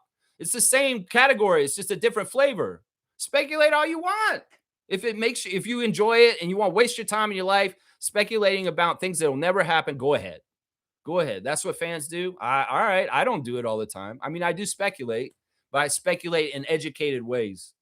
I speculate in things that are actually realistic to happen. I don't speculate in pie in the sky. Ooh, this should just be fun. You know, I get what you're saying. We're fans. You do whatever you want. Just, I'm telling you what I see. And I'm sorry if you don't like it. That's just how I see it. I mean, I think I'm pretty right on this, on the whole thing that I'm looking at with DeMar DeRozan right now. That's right. Mr. Greg is saying Darko was an assistant when Trent was here. Darko was an assistant. He was never assistant on our team. He was always just a head coach. I'm trying to remember. Did Trent leave with Nick? He might have left with Nick. Was he a leftover and he got moved away from with Pascal and OG and all them in that period of time? I don't remember exactly. I want to say that he did play for Darko for like a season. The first year Darko was on. See, that's how bad Gary was. He was forgettable. You know, he had a really good season. He was kicking ass, and then he fell off in the last year he was on our team. And that's why I'm having trouble figuring this out. Nate was saying this. Looks like they're shopping IQ. That's a fantastic situation when a drafted player like Shed has developed enough to entertain the idea. Nah, listen, wherever you get your source, I don't fucking believe it. Once again, we're not speculating and we're not fucking throwing IQ's name around like he's disposable. No, I'm not doing this, y'all. That's toxic. Nameless. That's toxic. And honestly, Shed is not ready. You're saying Shed is ready? He's not. We got to keep IQ. Listen, that's toxic shit right there. All right. Kareem saying this. Bring DeMar home. If he's saying the same as LeBron, that he's willing to take a vet minimum, I think it goes without question he's coming back. Any player willing to take a vet minimum is ring chasing. All right. Let's get past this. Okay, let's say that DeMar is willing to sacrifice everything I just explained earlier, including money. How awkward is it going to be to fucking have him playing with Kawhi? Just think about that alone by itself. How awkward is it going to be just to have DeMar on the same team with Kawhi Leonard and all the pain from that trade? You guys aren't thinking this through. Y'all are just thinking with your like, ooh, this would be fun. I have a fantasy team. I'm just going to throw DeMar on it. Stop, y'all. Seriously, I don't mean to be the killjoy, but I'm trying to be reality here. And you guys are pie in the sky. You're floating up in the clouds like, woo-wee. You're like Willy Wonka with you guys got to burp and fall back down to ground. But look out for those fans. Seriously, because y'all are floating up in the ether, like, woo-wee, this is going to be this and this. I'm like, y'all, I'm pulling you back down the ground. Hello, reality.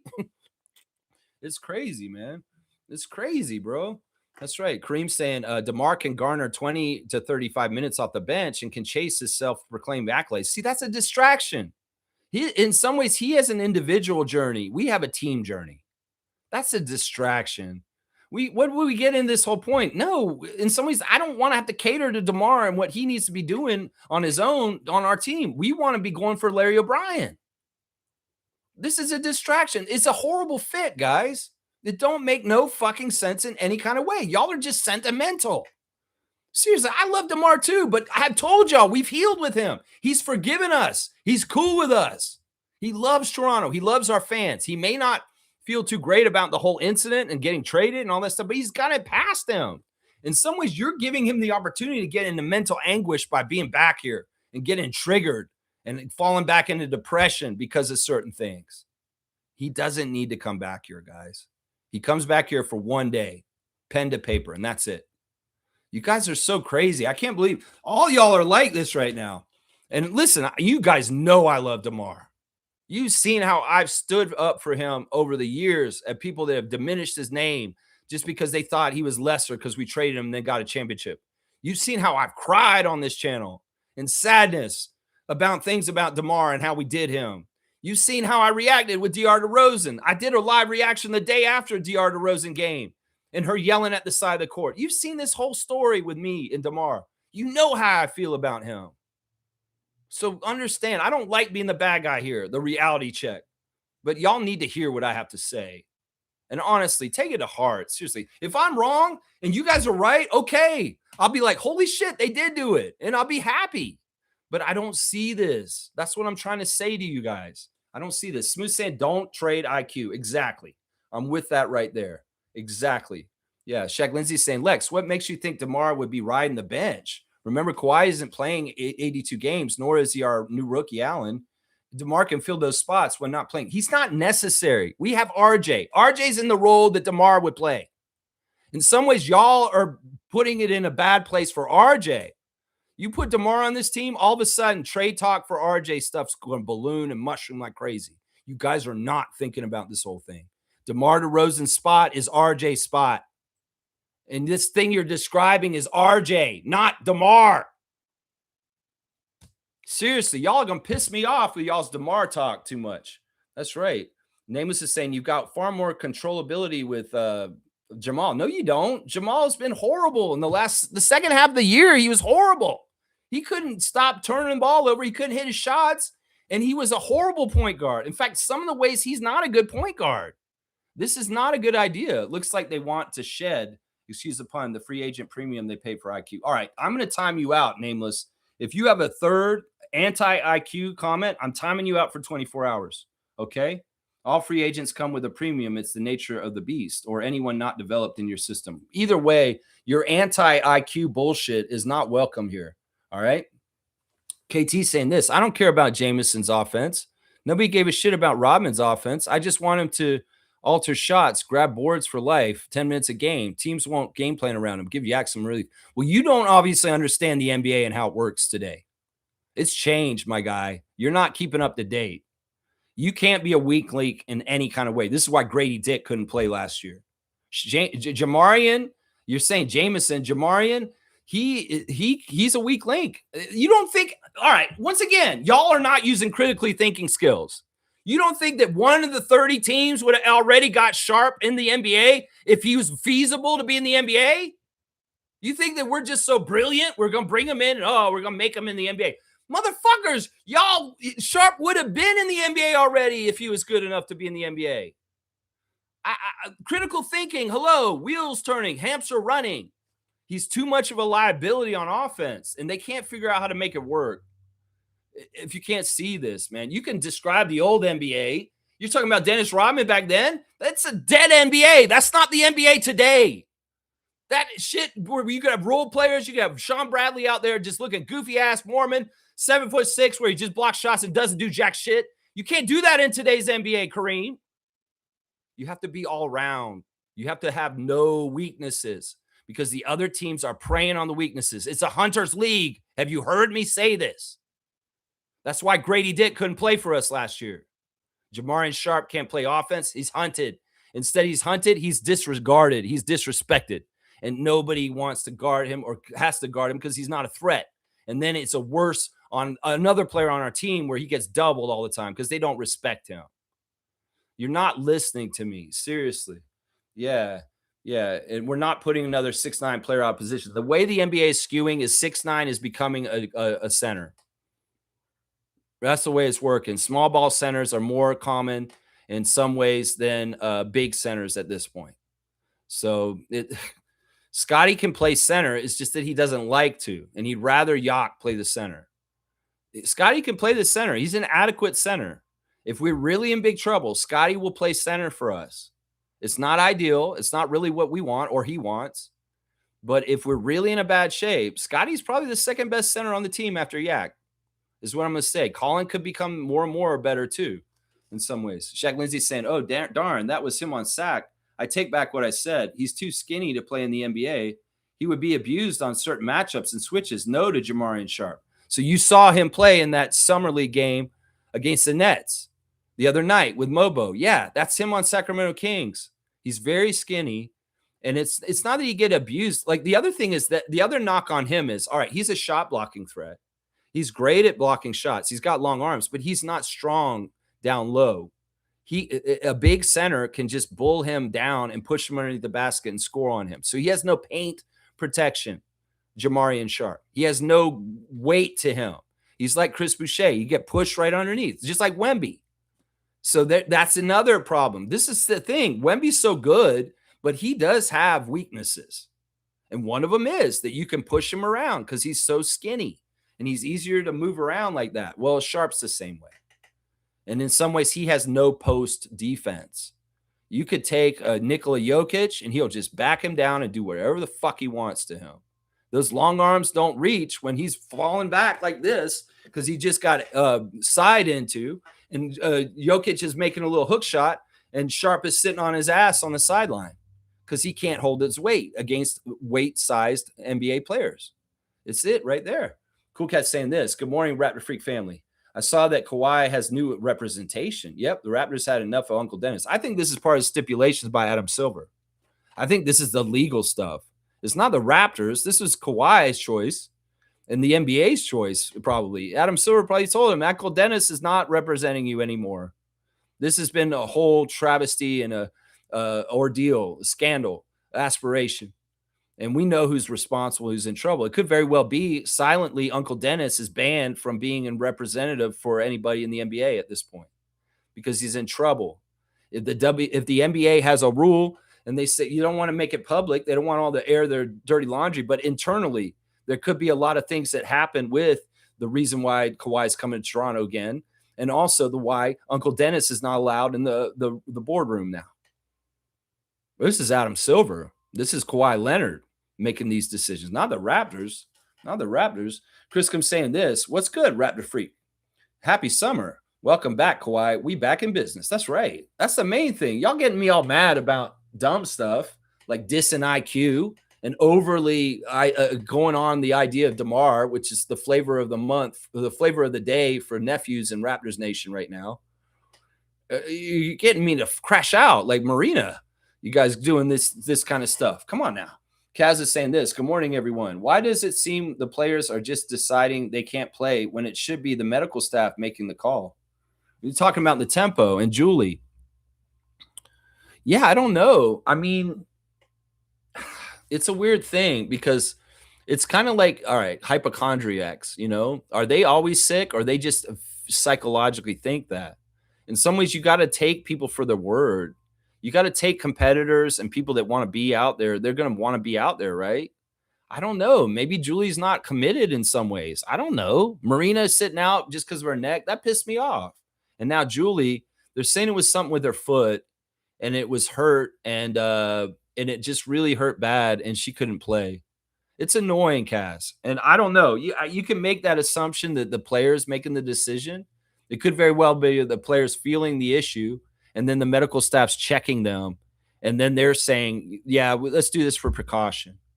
I don't think it's solely the player's decision, but it may be. I mean, it's their rights. It's their body, right? My body, my choice, right? It's as simple as that. But I don't know. In some ways, I don't like they're not that committed. There's a level of like, this is an expansion team and we're not a serious championship contender. And maybe we're gauging what is more important, my longevity in this league as a career. I may sit out for Nintendo thumb or just because I wrenched my neck, because in some ways the things that I'm weighing, what matters is like, well, this is an expansion year. This is the first year. People have been missing in time. Sometimes injuries beget more injuries. because people have to play out of position or they have to play more minutes and they're not used to it. And then they get injured too. That's why it can spiral out of control. That's why you should have a full roster, Monica. And like, also, like, who knows? Julie may be like, yeah, I don't like how my foot feels. We got to realize also Julie Alamon is a year-round player, is somebody who's playing all 4 seasons of the year. And she doesn't get a whole lot of breaks. She came straight from Fenerbahce and that championship in the Turkey League straight to the WNBA and took like a little bit of time off, barely any time off. She didn't get no off season. And she's taken time off in the past for mental health issues and taken a whole season off. So in some ways, maybe Julie herself prioritizes her health, her mental health, and herself in certain ways, especially since she's the kind of player that's going to be playing in 3 or 4 different leagues throughout a calendar year, and she is playing almost all the time.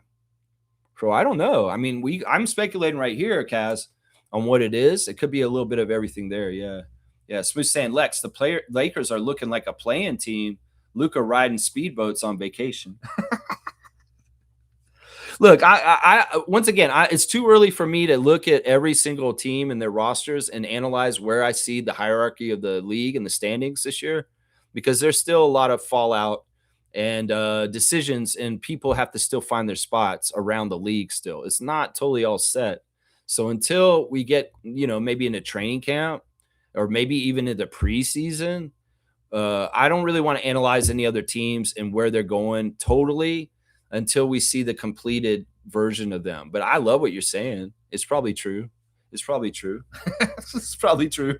What do you say right there? Let's see. Randolph's here. Blessings, beloved Raptor Freaks fam. You may not know what's real until you can. Hang on. It jumped ahead.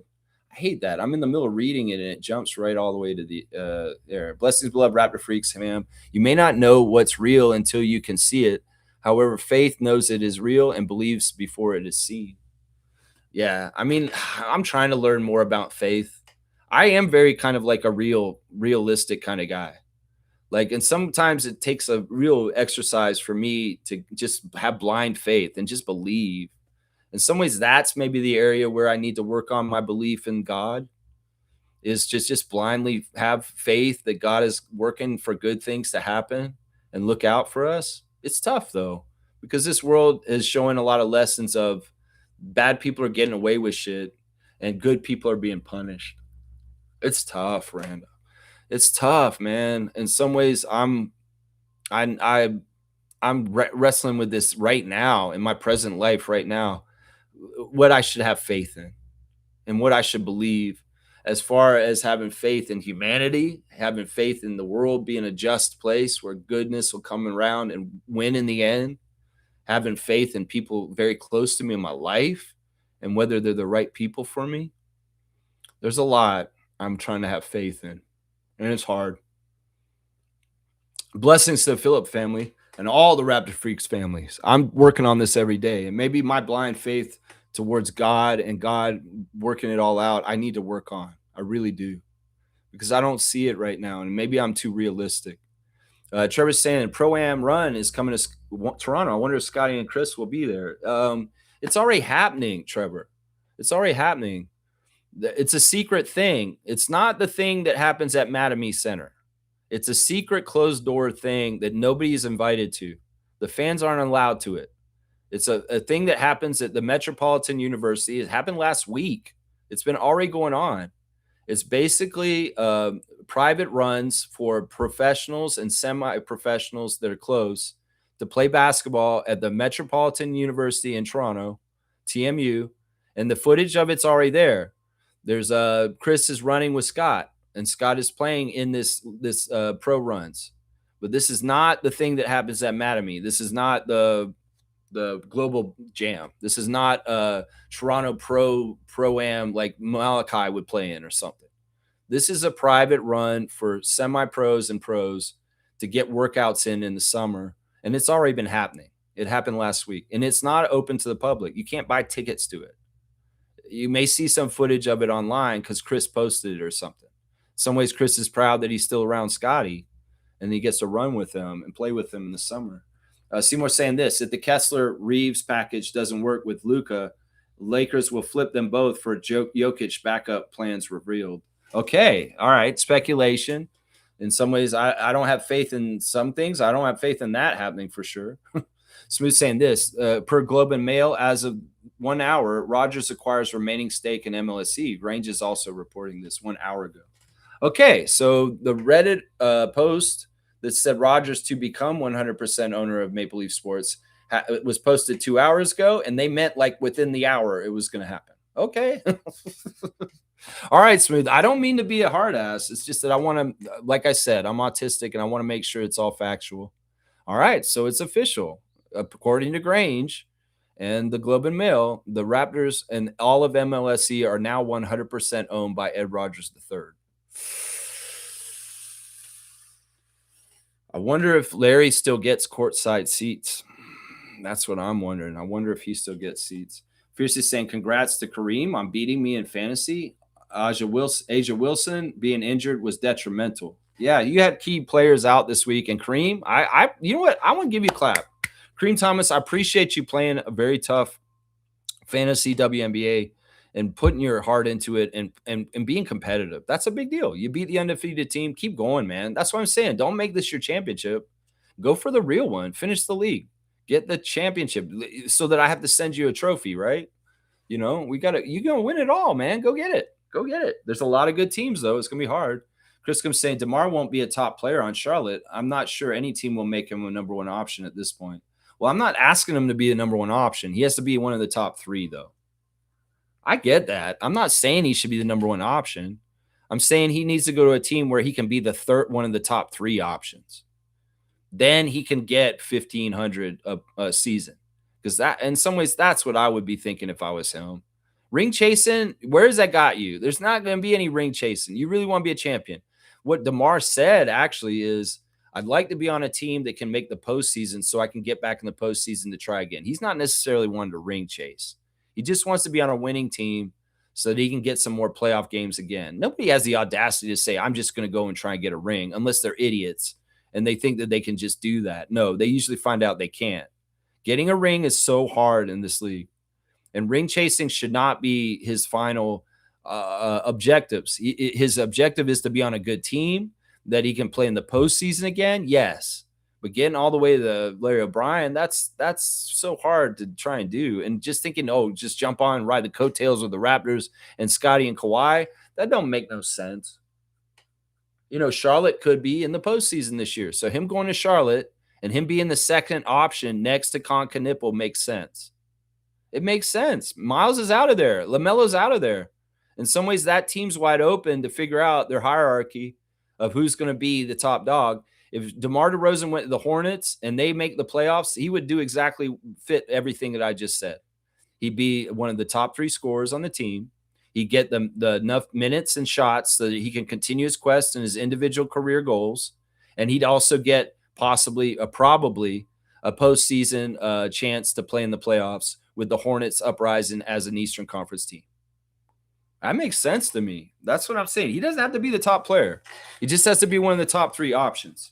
And that's why I think going back to the Bulls might be a good one too. Although the Bulls' chances of going to the playoffs aren't as good as the Hornets, I would say right now. The Bulls' chances. Trevor's saying this, but he can still get 20 points off the bench. Who's going to stop him off the bench? There's no guarantees on that. And once again, man, you know, DeMar plays the exact same role as RJ. And you guys are fucking with RJ too much. We already got Nameless talking about IQ and this bullshit today. Do you guys not understand? If you bring DeMar DeRozan back to Toronto, RJ's going to get traded. And we don't want RJ to get traded. We don't. In some ways, look, we've already broken DeMar's heart. Do we want to break RJ's heart too? It's inevitable we probably will break RJ's heart at some point. But I'd like to avoid it if we could. And if you bring in DeRozan, you're going to probably be breaking Barrett's heart at some point in the future, is what I'm saying, man. Chris comes saying, DeMar went on the Kendrick video and danced. That's the problem. Just say no to that. Then gave Drake no choice but to roast his ass. If him and Drake squash the beef, I'll take him back. Fifth option. See, that's no good. We don't want him. He doesn't want to be the fifth option. And that's another aspect that Chris just brought up that we totally forgot. Drake is not cool with DeMar. And in some ways, that makes it awkward too. Drake's cool with Kawhi. Drake's not cool with DeMar. Is DeMar cool with Kawhi? These are all questions you got to ask, y'all. You guys think it's like, oh, this is nephew thinking DeMar on the team is just so special. We'll just make it happen at work. It doesn't fit, y'all. It doesn't make any sense. Let it go. Let it go. He's going to do what Lowry did. That's right. Smooth saying this is very likely DeMar signs with Miami once his buyout is completed. They're heavily linked to him. See that? I don't mind that. That makes sense. In some ways, I would argue that Wiggins is in that spot already, and they just re-up with Wiggins. In some ways, why would you do this if you just let go of Norman? You could have just kept Norman instead of going to get DeMar. I mean, I want DeMar to be happy first and foremost, and I don't think DeMar would be happy in Toronto, guys. As much as y'all would be happy and I'd be happy, I don't think he would be happy. And in some ways, I don't care if we're happy. I care if DeMar is happy. So if he goes to Miami and plays with Giannis, that might be a good fit. That might be a good fit. They're in flux and they're changing. And it could very well be Giannis is number one and DeMar's like either 2 or 3 at that team. He could be the third option at least on the Miami Heat next year, possibly. That's what I'm talking about. I like what Smooth's saying here. Stargate saying this. Good morning, Raptor Freak family. Gone are the days of the basketball fan just being a fan of the game. I know. I pine for those days. Being a fan of the game played on the court. Every fan now wants to be an armchair GM and a capologist now. Shaking my head. You're exactly right. You are exactly right, and you're getting a dunk because this may be the best comment I've heard all day. What Stargate just said. Why can't we just be fans and watch the games and enjoy ourselves? Everybody wants to make the moves. Everybody wants to be in charge. And, well, we are not in charge. 72 on the dunk charts for Stargate, with probably the best comment I've heard so far today. He's exactly right. G's saying that Raptors 905 just posted a thank you to Drew Jones post. Well, he's not coaching 905 next year. He's not. We knew that's the 2-year cycle of the Raptors 905 coach. And we'll have to see. My favorite to do it, the person I think is going to be Evo, since he's coaching the summer league. Although they could switch it up and pick another person and give them the chance too. Who knows? Stargate saying DeMar coming here would make the slow-mo signing redundant. Yes, I agree with that. Stargate saying exactly, Lex. See what I made that comment the other day about Raptor Freak family being very nephew-ish? Well, I mean, I get it because we love DeMar.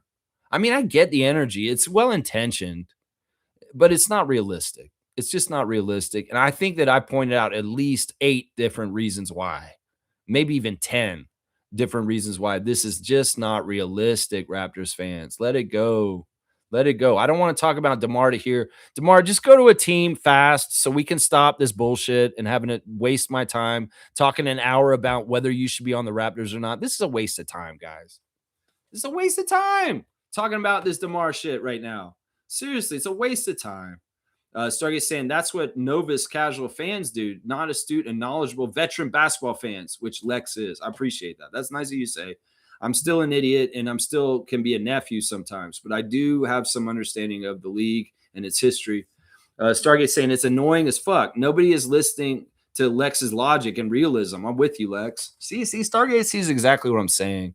We love DeMar. It's not that we're against DeMar.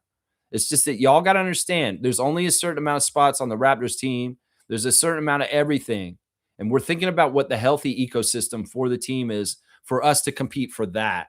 And in some ways, DeMar DeRozan may be a distraction more than he's a help. Let's just put it that way. Let's see. Stargate saying, I told you the other day, Lex, I knew it would eventually get to you. I'm with you, bro. Well, I didn't think they'd all come in here and barrage me with this shit today. Seriously, I didn't think it was going to be like this. I'm here to talk about the tempo.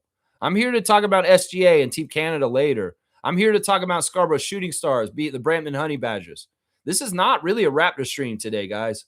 We do cover the Raptors every day, but the majority of my stream was not, should DeMar DeRozan be on the Raptors? And in some ways, we got to get with the program. Let's get with the program here, guys. Seriously. She's saying Raptors 905 just posted a thank you. Luke Wynn post too. Looks like the coaching staff is being changed over this year. Luke Wynn is saying thank you to Luke Wynn also. Is he out? No, he's not out. He was at the draft.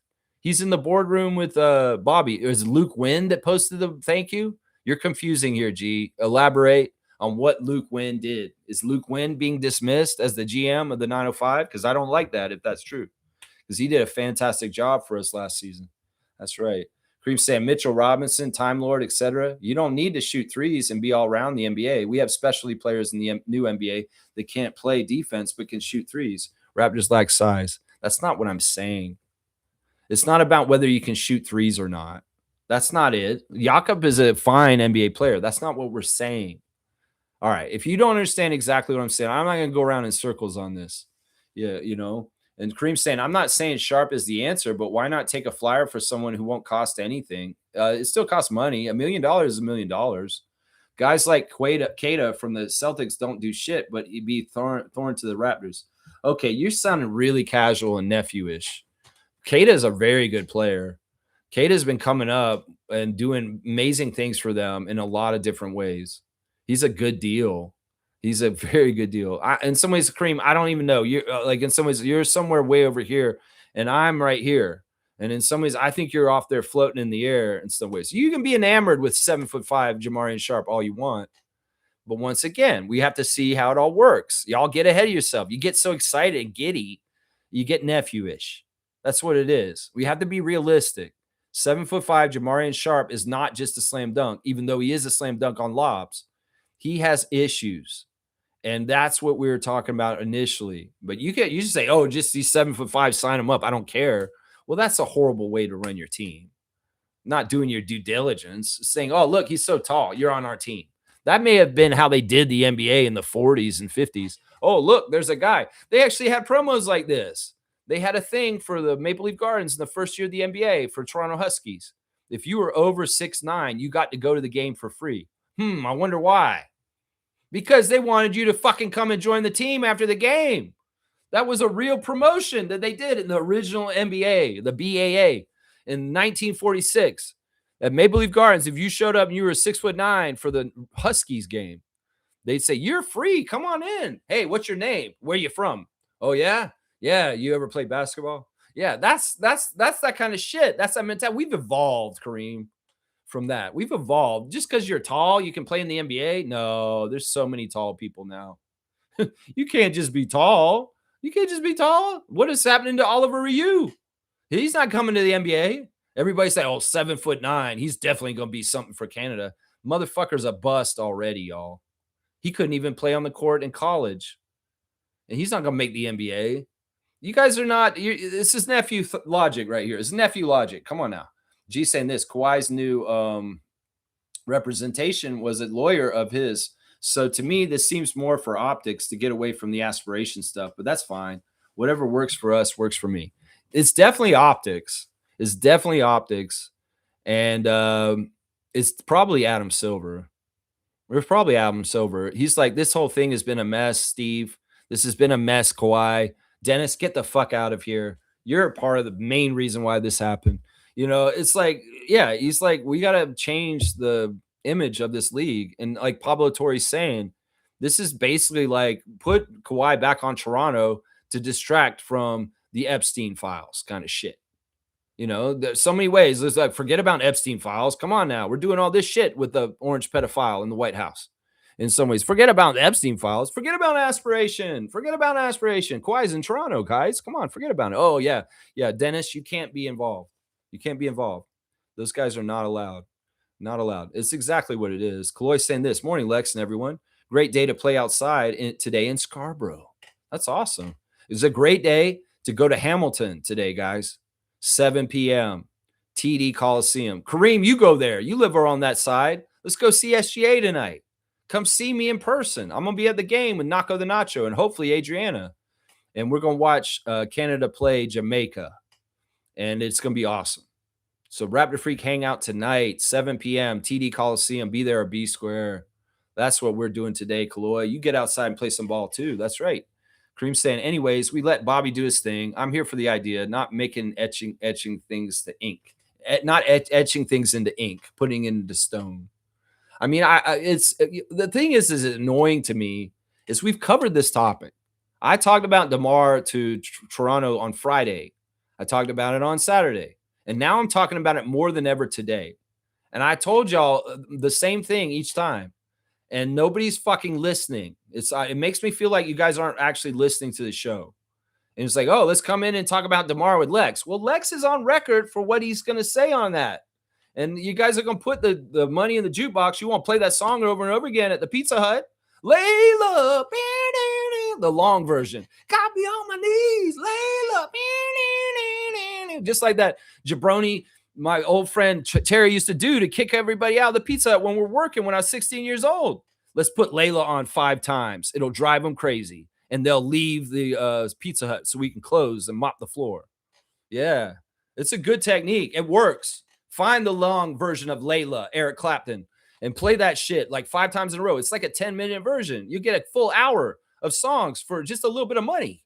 And everybody will leave, trust me. This song's on again? Oh my gosh, we're going, honey. I got to get some rest anyway. Yeah. Yeah, guys, keep putting that money in that jukebox for DeMar DeRozan takes from Lex on him being on the Raptors. Go ahead. Keep doing that Layla shit. Come on now. Keep bringing it to me. Come on now.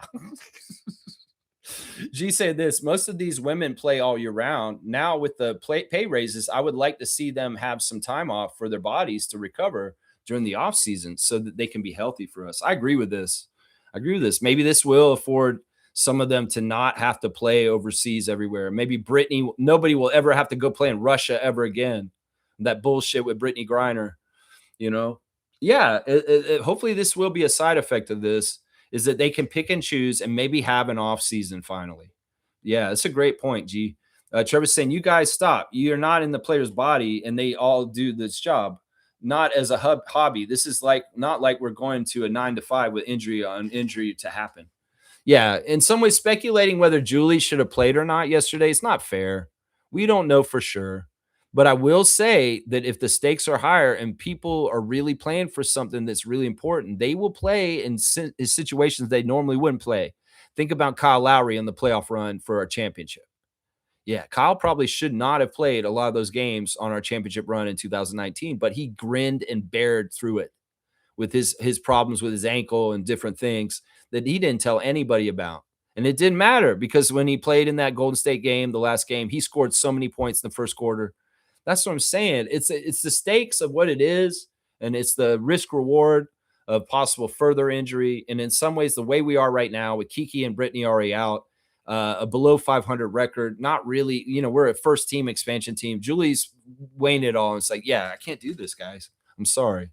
And Trevor's right. He's right. We shouldn't be questioning whether players should be sitting out or playing or not, like Julie Alamon yesterday. We should just accept them for their word and accept for what it is. I know Sandy's annoyed, though. She makes a game plan. She has all week to make the game plan, and Julie's in the plans. And then in the last minute, she's yanked out of it, and they have to scramble and try and make it work. She's had to do that 2 games in a row now with Marina being a late scratch, too. You know what I'm saying? G saying this, not sure if this came up, but a reason this DeMar stuff caught so much fire is because DeMar liked the post linking him back to Toronto. Yeah, I know. I've heard this, but I'm not even sure if that's really DeMar that did that. That's why everybody wants this, because they saw it and they think that it's him. Listen, there's a lot of fake accounts out there, y'all. That's not totally verified that DeMar actually liked that. In fact, I would say that's not normal for him on social media. He's not doing shit like that. I follow DeMar on social media. I understand his behavior on social media. He's not normally going and liking posts like that. And I wouldn't read into it too much. Seriously, I don't know if that exactly was him. I still question whether that's actually his account and not just some fake account. And everybody's duped and they're running with this in a stupid ass way. You could go ask DeMar to his face and say, yo, did you like that post of you in Hawaii and Raptors jersey? I don't know what the fuck you're talking about, man. Get your fuck out of my face. I'll punch you because you're interrupting my dinner, man. Get the fuck out of my face. Oh, shit. Sorry, DeMar. What you going to get up? Let's fight. Like that incident happened with him at that restaurant one day where he's just trying to eat and some dude came up to him and started talking to him. And then he got an altercation with DeMar DeRozan in a restaurant. That's what I'm saying. You could come ask DeMar to his face, yo, did you like a post to come back to Toronto? Man, I don't know what the fuck you're talking about, bro. What do you mean? What do you mean? I didn't like no shit. You guys, you can't do this. You can't just go off of bullshit like this and then a little flame, a little spark Turns into an inferno of Raptors fans pushing this shit. Seriously, let's have critical thinking. Did you do your due diligence to actually go and look and see whether that actually was DeMar DeRozan's account? Or did you just see it and you liked the idea and you ran with it like a football down the field to get a touchdown? That's what I'm asking right now. Because honestly, that is not his normal social media behavior to do something like that. Seriously. Seriously, guys. I'm just saying, man. I'm just saying. G saying this. Yes, the 1905 post was thanking Luke Wynn for 3 years as GM. So Luke Wynn is officially out also. You know what? I'm going to speculate on that with Luke Wynn, which is weird because we just saw him on Open Gym around the draft. He was in the draft room when we drafted Allen. He was sitting there with Bobby. It could very well be that Luke Wynn did such a good job with the Raptors 905 last season because he really did. He did an amazing job. I thought he was shitty the first 2 years that he was running 905. He was not doing very good. But last year, he did so good. 905 was badass, and he did such a good job filling the spots as the team changed with people coming and going with all kinds of different ways. He did so good. So I don't know. Maybe Luke Wynn's got a better job opportunity. Maybe he's got an opportunity in a front office for an NBA team and not just running a G League team. Well, I wish Luke Wynn luck. And thank you, G, for elaborating and telling me specifically what you meant because it wasn't totally clear in the first comment. So Luke Wynn's out. Man, that's not good. We finally got a good year of GMing in 905 last year, and now the dude's gone. What the hell, man? What the hell, man? Crazy. Thank you, G, for that. I'm going to give you a dunk, and thank you for circling back and explaining it to me because it wasn't totally clear. You're saying Luke Wynn's gone too? Oh, that sucks. That sucks. 63 for G on the dunk charts. Yeah, that's helpful. That's helpful. Stargate saying, Lex, don't listen to some of these people on Sharp. They all went over to listen to NBA Chev and come back over here parroting his sentiments on the player. Come on, guys. Think for yourselves. I did not watch Chev, whatever he's been saying recently. He's doing all kinds of crazy AI shit over there. Fuck him for that. And, I'm not listening to Chev. You guys posted that in the Raptors Discord, the Raptor Freak Discord, and I didn't watch it. I'm not watching Chev. I'm not going to click on that. And whatever he said to you guys to get y'all riled up about Jamarian Sharp, that's not what I watched. I watched a scouting report by another guy who actually went into detail about the good things and the bad things about Sharp, and he was very fair about it. He said the best things about him, and he said the worst things about him. And what I heard from what he said, this is not a viable NBA player. He's not going to become an NBA player. And the reason why is what I said earlier. Man's 25.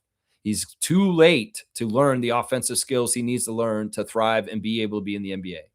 He can't even make a basic 5-foot shot away from the basket, Kareem. He has no shot. All of his offense is at the rim. He has no shot anywhere else than other at the rim. And you could go ahead and say you can shoehorn him in, use him as a specialist, hide his deficiencies, all this bullshit. That's not true. It's not true. You know the NBA is not like that at this point. That old NBA, maybe you could get away with Rodman stuff, only rebound stuff. Actually, Rodman had a lot of other stuff other than the rebounding. He did hit threes at a certain point. Remember? He started hitting threes in that Bulls jersey. Oh, yeah, he did. That's right.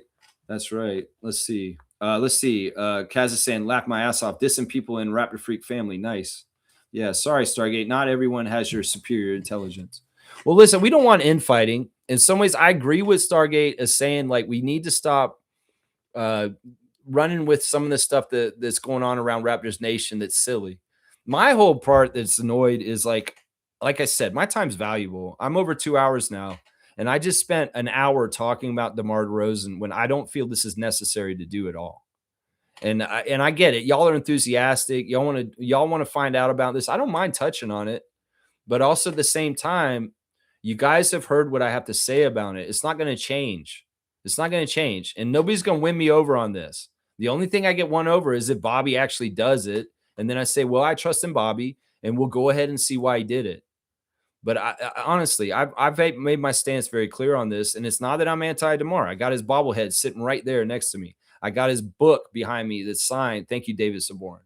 I'm a huge DeMar fan.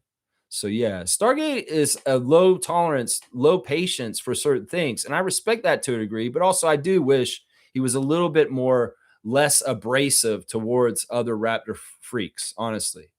I know. And in some ways you do come off bad, like when you're saying like this and this. It's like, I mean, I appreciate your compliments for me, but we don't want to delineate or try and look down on people. We're all one and we're all a part of the group. And we just have differing viewpoints, is basically what it is. That's right. Stargate saying, Kaz, don't need the dog in the pack that got hit with the stone. I don't even understand what that means. Don't need the dog in the pack that got hit with the stone.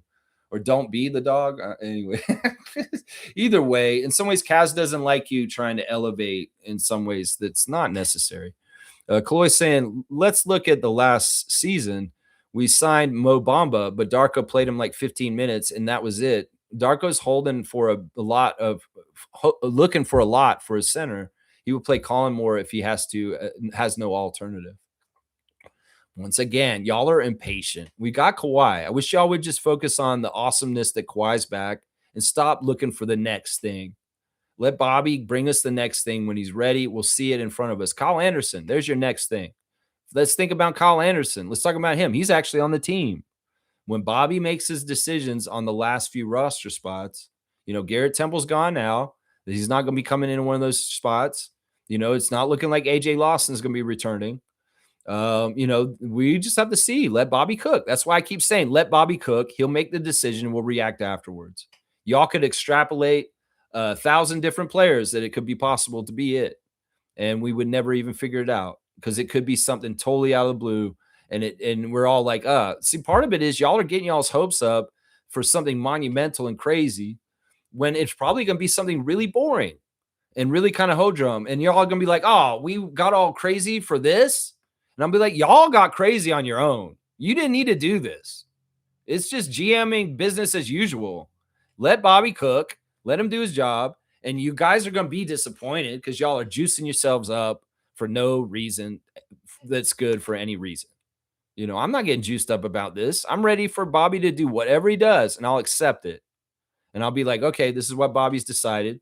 He's in charge. I've trusted him. He's done a great job. He's going to decide this is how our roster is going to look for this year. And I trust Bobby. I trust Darko. I trust Scotty. And, we'll see if we can trust Kawhi. We'll see if we can trust Kawhi. That's it right there. That's right. That's right. All right, let's see. Kaloy saying, not gonna lie, Chev got me hyped for DeMar, but we all know it's not happening. See, all right, I'm gonna blame Chev for all this bullshit. I'm gonna blame Chev for over glossing and hyping Jamari and Sharp. No disrespect, Bryce. Your friend's probably a very nice guy. And in some ways, I wish he would work out and he'd be the guy. And if he does, that'd be great. I'm not against him. And okay, Chev's the one who's got everybody all in a tizzy about DeMar too. Chev, troublemaker. Chev is not actually good for the Raptors nation. Honestly, guys, he's toxic. He's been toxic for a couple years now. That's right. Kaz is saying, I haven't said a thing about DeMar or Sharp, but okay, genius. Sorry, I'm too dumb to understand. Don't get personal with each other. He's not pointing at you, Kaz, and I get it. You want to be the sheriff and say, don't do this, Stargate. Well, you're both wrong, and you're wrong for the same reasons. Because he's being this, like saying, don't do this. And you're saying this to him, don't do this. And I would say both of y'all are wrong. I mean, listen, in some ways I'll say, let me do it. Because in some ways I'm the one who's talking. It's my channel. And if I lose followers, I lose followers. I don't want to lose followers because of Stargate. I don't want to lose followers because of Kaz. I'll lose followers because of me. When people are pissed off at me, that's good. But Stargate, stop putting down other Raptor freaks. That's the message right here. Stop doing it. You can put down other people in Raptors Nation, but don't turn friendly fire on us, okay? And Kaz, in some ways, I appreciate what you're doing, and I do feel like in some ways you're right, and in some ways you have a right to say that, but in some ways you don't need to be in this fight either. And in some ways, you guys amping it up and making it personal between each other. I don't want animosity between Stargate and Kaz. I don't want that. If you guys can't get along, then just don't interact and just respect and keep it separated. But this is a big rule I have. I had this rule when I've moderated in Facebook groups, no personal attacks on other members of the Facebook group. And in some ways, y'all are breaking the rules right now with attacking each other, specifically directly at each other. That's right. So I'm just saying, Kaz, in some ways, you're attacking Stargate now at this point. He did not attack you personally. If you felt offended by what he said and you took it on as your own fight, that's your own fault. But at Stargate, you need to chill. You do need to chill. You need to chill. Yeah, you do. Yeah. Let's see. Stargate saying, I haven't called not one person's name. Then why comment, Kaz? Ignore me. Exactly. In some ways, Stargate's right on this. But you touched a nerve with Kaz, and maybe he doesn't like your superiority complex coming in and saying, well, I'm smarter than all y'all and stuff like that. And I get that side in some ways. And I appreciate your words. And I'm with you on what you're saying. It's just there's a way to go about it in a tactful way where we're not rubbing people the other way. Or once again, Stargate, you want to help me with my channel, right? You don't want to turn people off from the channel because you're coming in and telling people that they're idiots in the channel, right? And I'm trying not to tell people that are pushing this DeMar thing that they're idiots because I don't think they are. I think that in their heart they have the right intentions and they just love DeMar and they want this nice storybook ending. And that's very admirable. And that's not wrong. So there's a lot of sides to this. There's a lot of sides to this. He's saying, I'm tired of seeing your bullshit backhand comments dissing people in Raptor Freak family. Say the names if you want to talk shit. Yeah, I'm going to feel a way when you're talking about people in our group. Well, it's not your fight to have. And if I do really feel like Stargate is overly toxic, I'll kick him out. Trust me, I will. I'll kick him out. But I don't want to. Stargate's a good member, and you are too. And that's what my whole point is. You guys should not be fighting. And in some ways, like he said, he's not trying to personally come after anybody. But if you feel personally offended and you want to get into it with them, well, I'm not about that action. That's not your fight to have, Kaz. You can maybe come to me aside, like privately, and send a public message to me privately and say, I don't really appreciate how this particular member is acting. And if you could do something about it, that would be great. That may be more productive in some ways. Because, like I said, I really hate individual name calling and calling out each other and coming at each other like this. And this has been a rule on this channel for a long time. And in some ways, you guys aren't adhering to it. But I know Stargate's not trying to point anybody out, but he's in some ways, he's sick of this shit like I am. And in some ways, he doesn't have as much tact as me. He's going to go ahead and be insulting and say a bunch of shit. But and once again, everybody's heart's in the right place. Everybody wants a lot of the same things. It's just that we come at it from different places. That's all. Yeah, that's all. Kaloy's saying this. Let's cool it, people. We in here day in, day out. We don't need this. That's exactly right. That's exactly right. DSA, David Saborin, you're welcome. Oh my. Whoa! David, I want to say just real quick, congratulations on your marriage. I saw a picture on Facebook by accident. It was in the suggested friends, and I saw you and Morgan at the altar. And I want to say congratulations. I hope your life with Morgan has been so amazing so far. And I do love you, brother. And I know that we had a falling out over Doge of all the stupidest things in the world. And I'm not trying to get you to say maybe you were right, Lex. And I'm not trying to get to you to want me to say that you were right either. Who cares? That was the dumbest thing that we ever had a beef about. And it really was my own anger about Elon that had you out. In some ways, look, I unblocked you a long time ago, but you being back here right now means a lot to me. I'm going to give a big, huge dunk to David Saborin right now because he just thanked me. He just said, "What you're welcome for the trophy that he donated to the channel as the trivia commissioner at that time." All right, we're going to give David a 10 dunk real quick. David Saborin is going to 33 because you got a dunk already this year in your absence. Somebody gave you a dunk out of the blue. So you're 33 right now. You got that. I guess that's Jamario Moon. That's right. There you go. Wow. What's up? This is crazy. Wow. Lex, I never call Kaz's name anywhere. I know you haven't, but I think that he's seen you be abrasive towards people in our Discord and on here at times, and he hasn't agreed with it. I think that's what he's trying to say. Stargate, you are a very opinionated person, and in some ways, I love that a lot. There's nothing wrong with that. It's just that we got to remember we're a group here, and we're trying to be all on the same page, but also at the same time allow for differences of opinion and also have general respect. Is basically what it is right there. Yeah. Yeah, Trevor's saying this. Noah Lewis will be the head coach for 905 just now. Noah Lewis is getting it? Wow, that's out of left field. That's interesting because Noah Lewis is not a bona fide assistant coach. He's been a practice coach.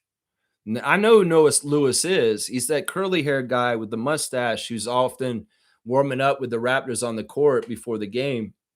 This is very interesting. This is very interesting. He's a younger guy, and he's been more of a practice coach or even a film coach than a full assistant coach. So this is really interesting. Thank you, Trevor, for that breaking news on Noah Lewis is going to be the new coach for 905. Wow, that's awesome. Yeah, Kareem's saying you don't need to say his name, Stargate. Personally, I don't give a shit. But to sit there and say you never called someone out personally isn't nephew-ish. It's childlike. We're all adults and we can read between the lines. Yeah, I would say this, guys.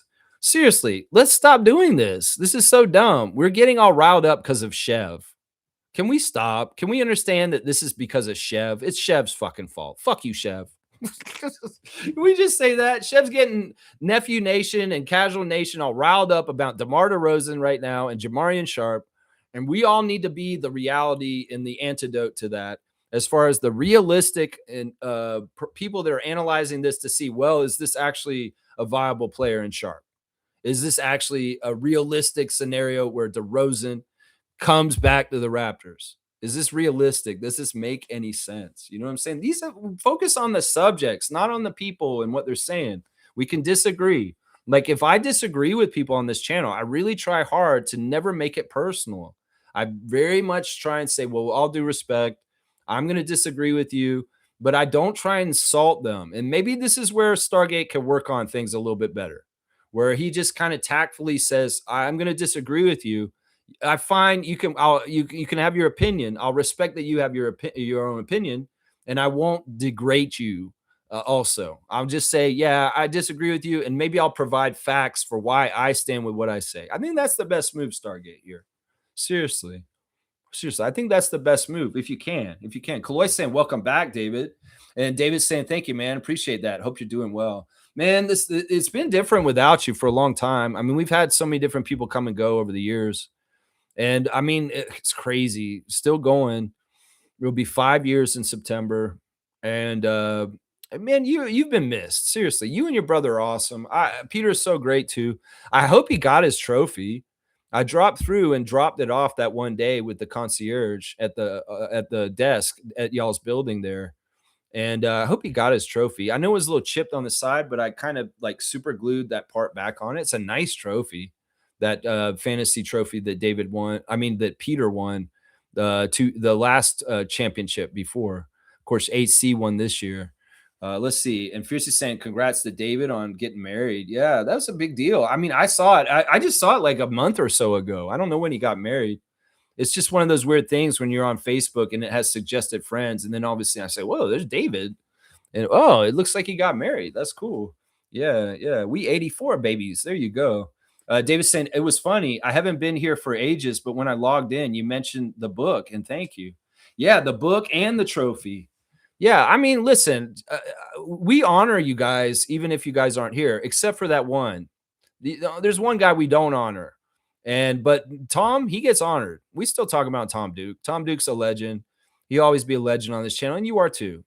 You are too. So you're a trivia champion. Your name's still on that trophy. You know, I've still been using that. I'm going today to get the next nameplate because Fiercey won this year, David. She won the trivia this year. So her name's getting added on there. I ordered it from the same company, and I'm putting the new nameplate for her for the trivia tomorrow on the channel. I hope you come back. Seriously, you're welcome back. You're not banned from this channel or anything. It's just at that time, things were there still are. Things are really a shit show politically right now. And in some ways, I've tried to pivot away from getting mired in being too political on the channel. I do it still when it's necessary, but I avoid it as much as I can too. Because what can I do? In some ways, I can only, I try and cover the tempo in the Raptors. That's what I do. That's what I do. Yeah. G saying, fam, let's save this hostility from Milbester. Well, he is banned. He's not allowed to come in here because I'm not letting him come in here and do his victory lap on us with the Knicks championship. No, I'm not going to let him do that. I'm not going to let him do that because I know how he's going to be. So he might not get unbanned until after we win again. So Kawhi, you guys go win it again this year, and I'll unban Milbester next summer. How about that? That's the deal right there. That's funny, man. That's funny. Maybe allow him back in. Not yet. Not yet. Not yet. Because we know he's going to do that, man. All right, let's see. Smooth's got more breaking news. Per Shams, Rui Hachimura is signing with the LA Clippers. That's interesting because he was like kind of targeted with a couple of different people. I know the Spurs really wanted him. Spurs Nations really wanted Hachimura, but they got Tobias Harris instead. They were looking at him. I know a couple other people were looking at Hachimura, but he's going to be going to the Clippers with Brandon Ingram and Grady Dick. Interesting. Interesting. Thank you for that. The Stargate saying, wow, suck personal insults directed at me, and I haven't called anyone's name. I guess reading between the lines is not childlike. Yeah, either way, this is an ego thing, guys. Whether it's whoever's ego, we just need to drop the egos and just say, look, let people be people. I mean, we have to have some level of tolerance, Stargate. I know, I'm with you. I really am very much in your position on your stance on these issues. It's just that in some ways, I'm just asking you as a friend to use a bit more tact. And this is something I've been working on because I'm not good at this either. I'm like you. And we know, I mean, I didn't have tact with the last time I interacted with David. I really didn't when everything kind of went to shit in the beginning of last year in 2025. So, I mean, I get this. I get this. And in some ways, I don't want you to feel personally attacked, but I also don't want you to be personally attacking other people. And I know you're generally just lobbing, hey, all y'all, and you're not personally attacking. But in some ways, it is toxic, and it's not totally necessary. You can say something like, I stand with Lex. I agree with him. In some ways, this is unrealistic, DeMar, and just build the case with me instead of attacking the people that have the opposite opinion. I think that's the best way to do this in the future if there are these kind of situations, is what I'm saying. Yeah, Chloe's saying, I agree with G. Let Mel be in again. You just want to see the drama. You just want to see the drama from it. I think that's what it is right there. Stargate saying, I'm about tough love. Not that I dislike anyone in here. It's just tough, like Wayne. Yeah, where is Wayne? We haven't seen Sergeant Wayne in a while. Hopefully he's doing okay and there's nothing wrong in his life or something like that. Nah, see, I get that. I mean, and talking to Stargate on Discord, he is a very, he's a man and he has his own ideals and the ways he looks at the world. And in some ways, he's very strict and stern and then also, no bullshit kind of person. And I can respect that to a degree, but I would also ask as a friend that we try and find more tact, both you and I. I need it too. I'm not going to ask you to do something that I'm not going to ask either. Yeah. Yeah, that's right. He got the trophy. He did get the trophy. Yes. Yes. Add it to the collection. Speeder's got a collection of trophies up there on that floor. Hey, David, how are your plants doing this year? Are you doing anything out on the balcony again? Man, I've gone so crazy out here. I've got 2 more raised beds. So I have 3 raised beds now. And they are going crazy. I've been growing peas this year and beans and a lot of other plants that I didn't try last year. And I'm having huge success. I'm really starting to get some confidence in being a gardener and doing different things around the yard. My apple trees are going crazy right now. I have a plethora of apple trees all over. The old historic one that's been here forever and the new one I bought last fall is showing apples already. Awesome. Awesome. That makes me so happy that Peter got the trophy. I wasn't totally sure. I didn't get confirmation. UC saying people still listen to Chev. I used to, but I realized he's a Knicks fan disguised as a Raptors fan, so I unsubscribed from him because of it. It didn't help when he started using AI for the thumbnails. Yeah, his thumbnails look gross. They look crazy. Like y'all posted that in the Discord, and I'm like, that is not attractive to me to click on. Yeah, whatever is attractive to other people about what he's making with his thumbnails is the opposite for me. It's a turnoff. I even if I wanted to watch that clip on principle, I will not click on AI thumbnails like that, unless there's only a couple channels on YouTube that I will. And they're people I've been following for years and years and years that just started doing it. And I'm kind of like, why are you doing this, Minty? But he is doing it now. Minty. Ah, Minty, why are you doing it now? But in some ways, I enjoy Minty's channel so much that I'll still watch him, even with all his mispronunciations and his AI thumbnails now. There's a couple that I've let through that I've been watching for years, but most stuff, if I see it and it has an AI thumbnail, I'm not clicking on it. I'm not clicking on it. Yeah, even at that level right there. Stargate saying, again, I never personally attacked anyone specifically, but if some come at me specifically, I'm going to defend myself. Sorry, Lex. Virgos. I know you and I, we got that. Well, in some ways, you can understand. Like, I know you're not calling anybody out specifically, but you know, you're going at a whole group of people right now, and it's just not necessary. It's just not necessary. Once again, I appreciate a lively debate, and you know, we just do counterpoint, and you can make specific arguments to back up the side that you stand for. And you know, you could just help me if in this argument, because it does seem like, you know, you're on my side with the DeMar stuff. And, you know, it's easy for you to just jump in and say, yeah. And also this aspect that Alex is talking about, but also in this regard, we should think about it this way. You could add to the evidence and be my side lawyer with me while we're in court arguing our case, right?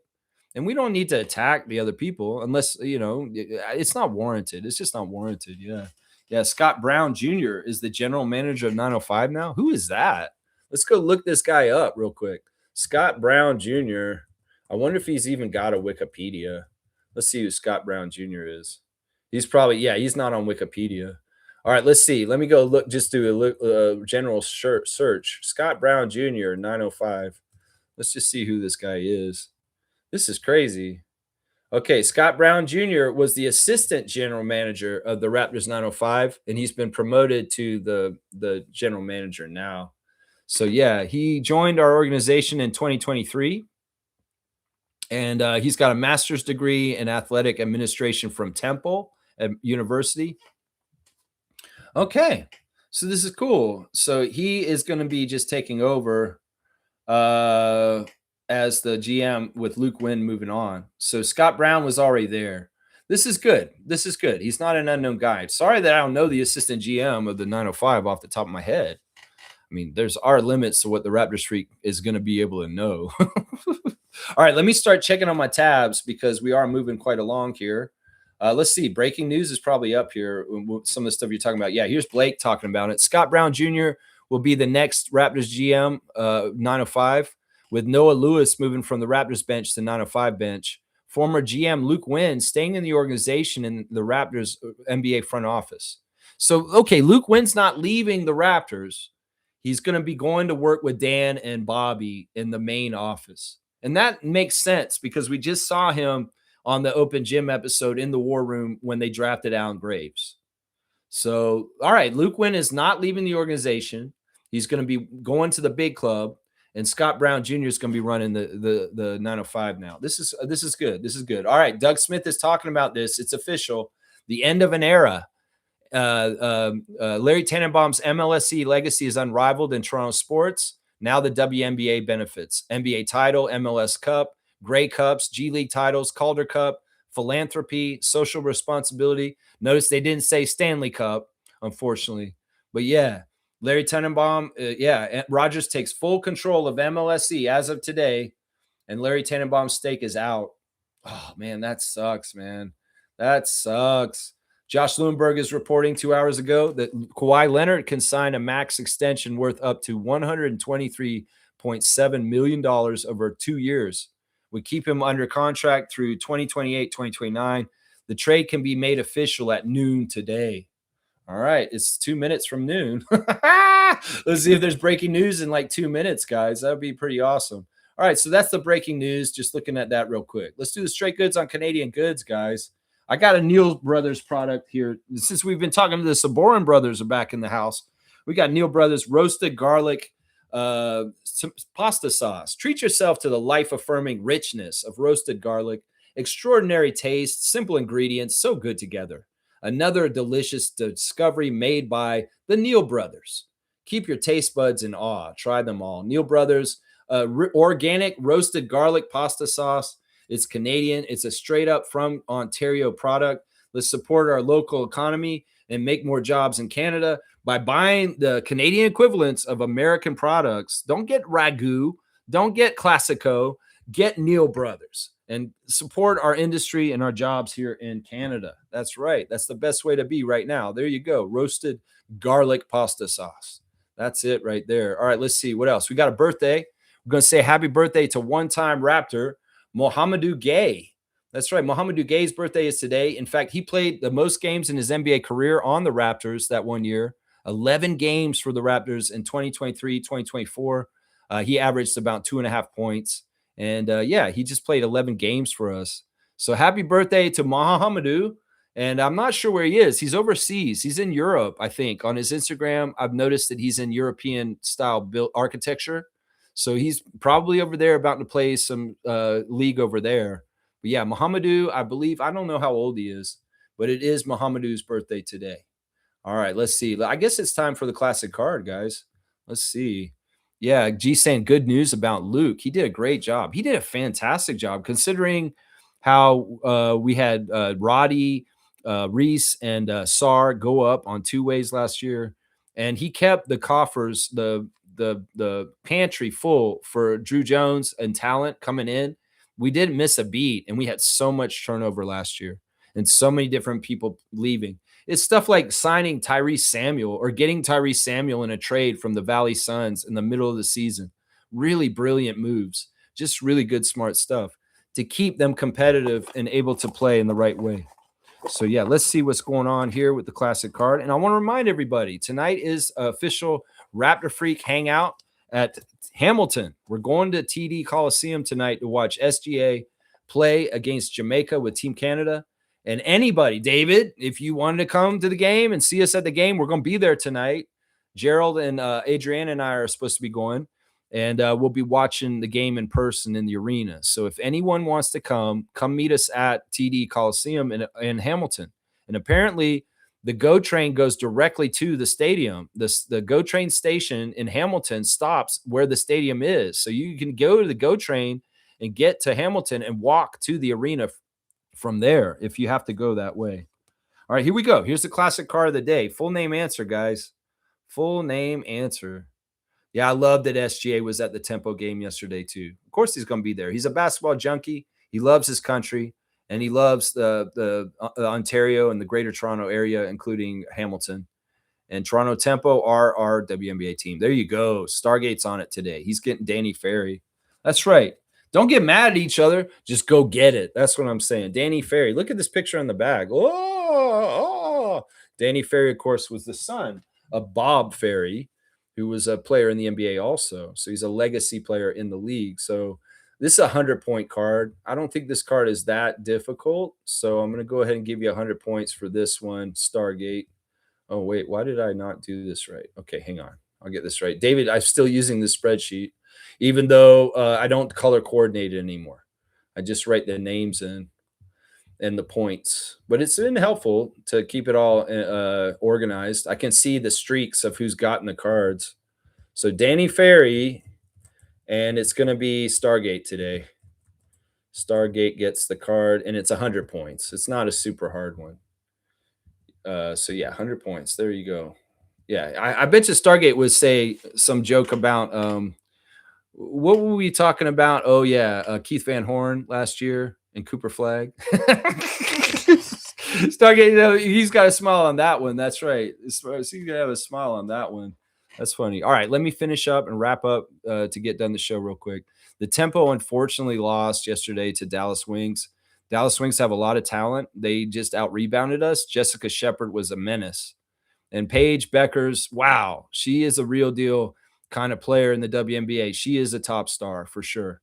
So yeah, a loss to the Wings in the first game against them ever for the Tempo, 89-76. We'll see them again on Friday at Bell Center in Montreal for that historic game coming up on Friday. My 3 stars of the game were Niara Sabali, Kia Nurse, and Isabel Harrison, with an honorable mention to Marina Mabry in the game last night. So yeah, Scarborough won their game in the CBL. against Brampton in the Battle of Toronto. Fantastic CBL action yesterday. I'm telling y'all, I encourage you, go to CBL, watch CBL. It's on YouTube for free, and it's awesome. Yeah, UC saying, take care, y'all. Bobby definitely going to extend Kawhi sooner rather than later.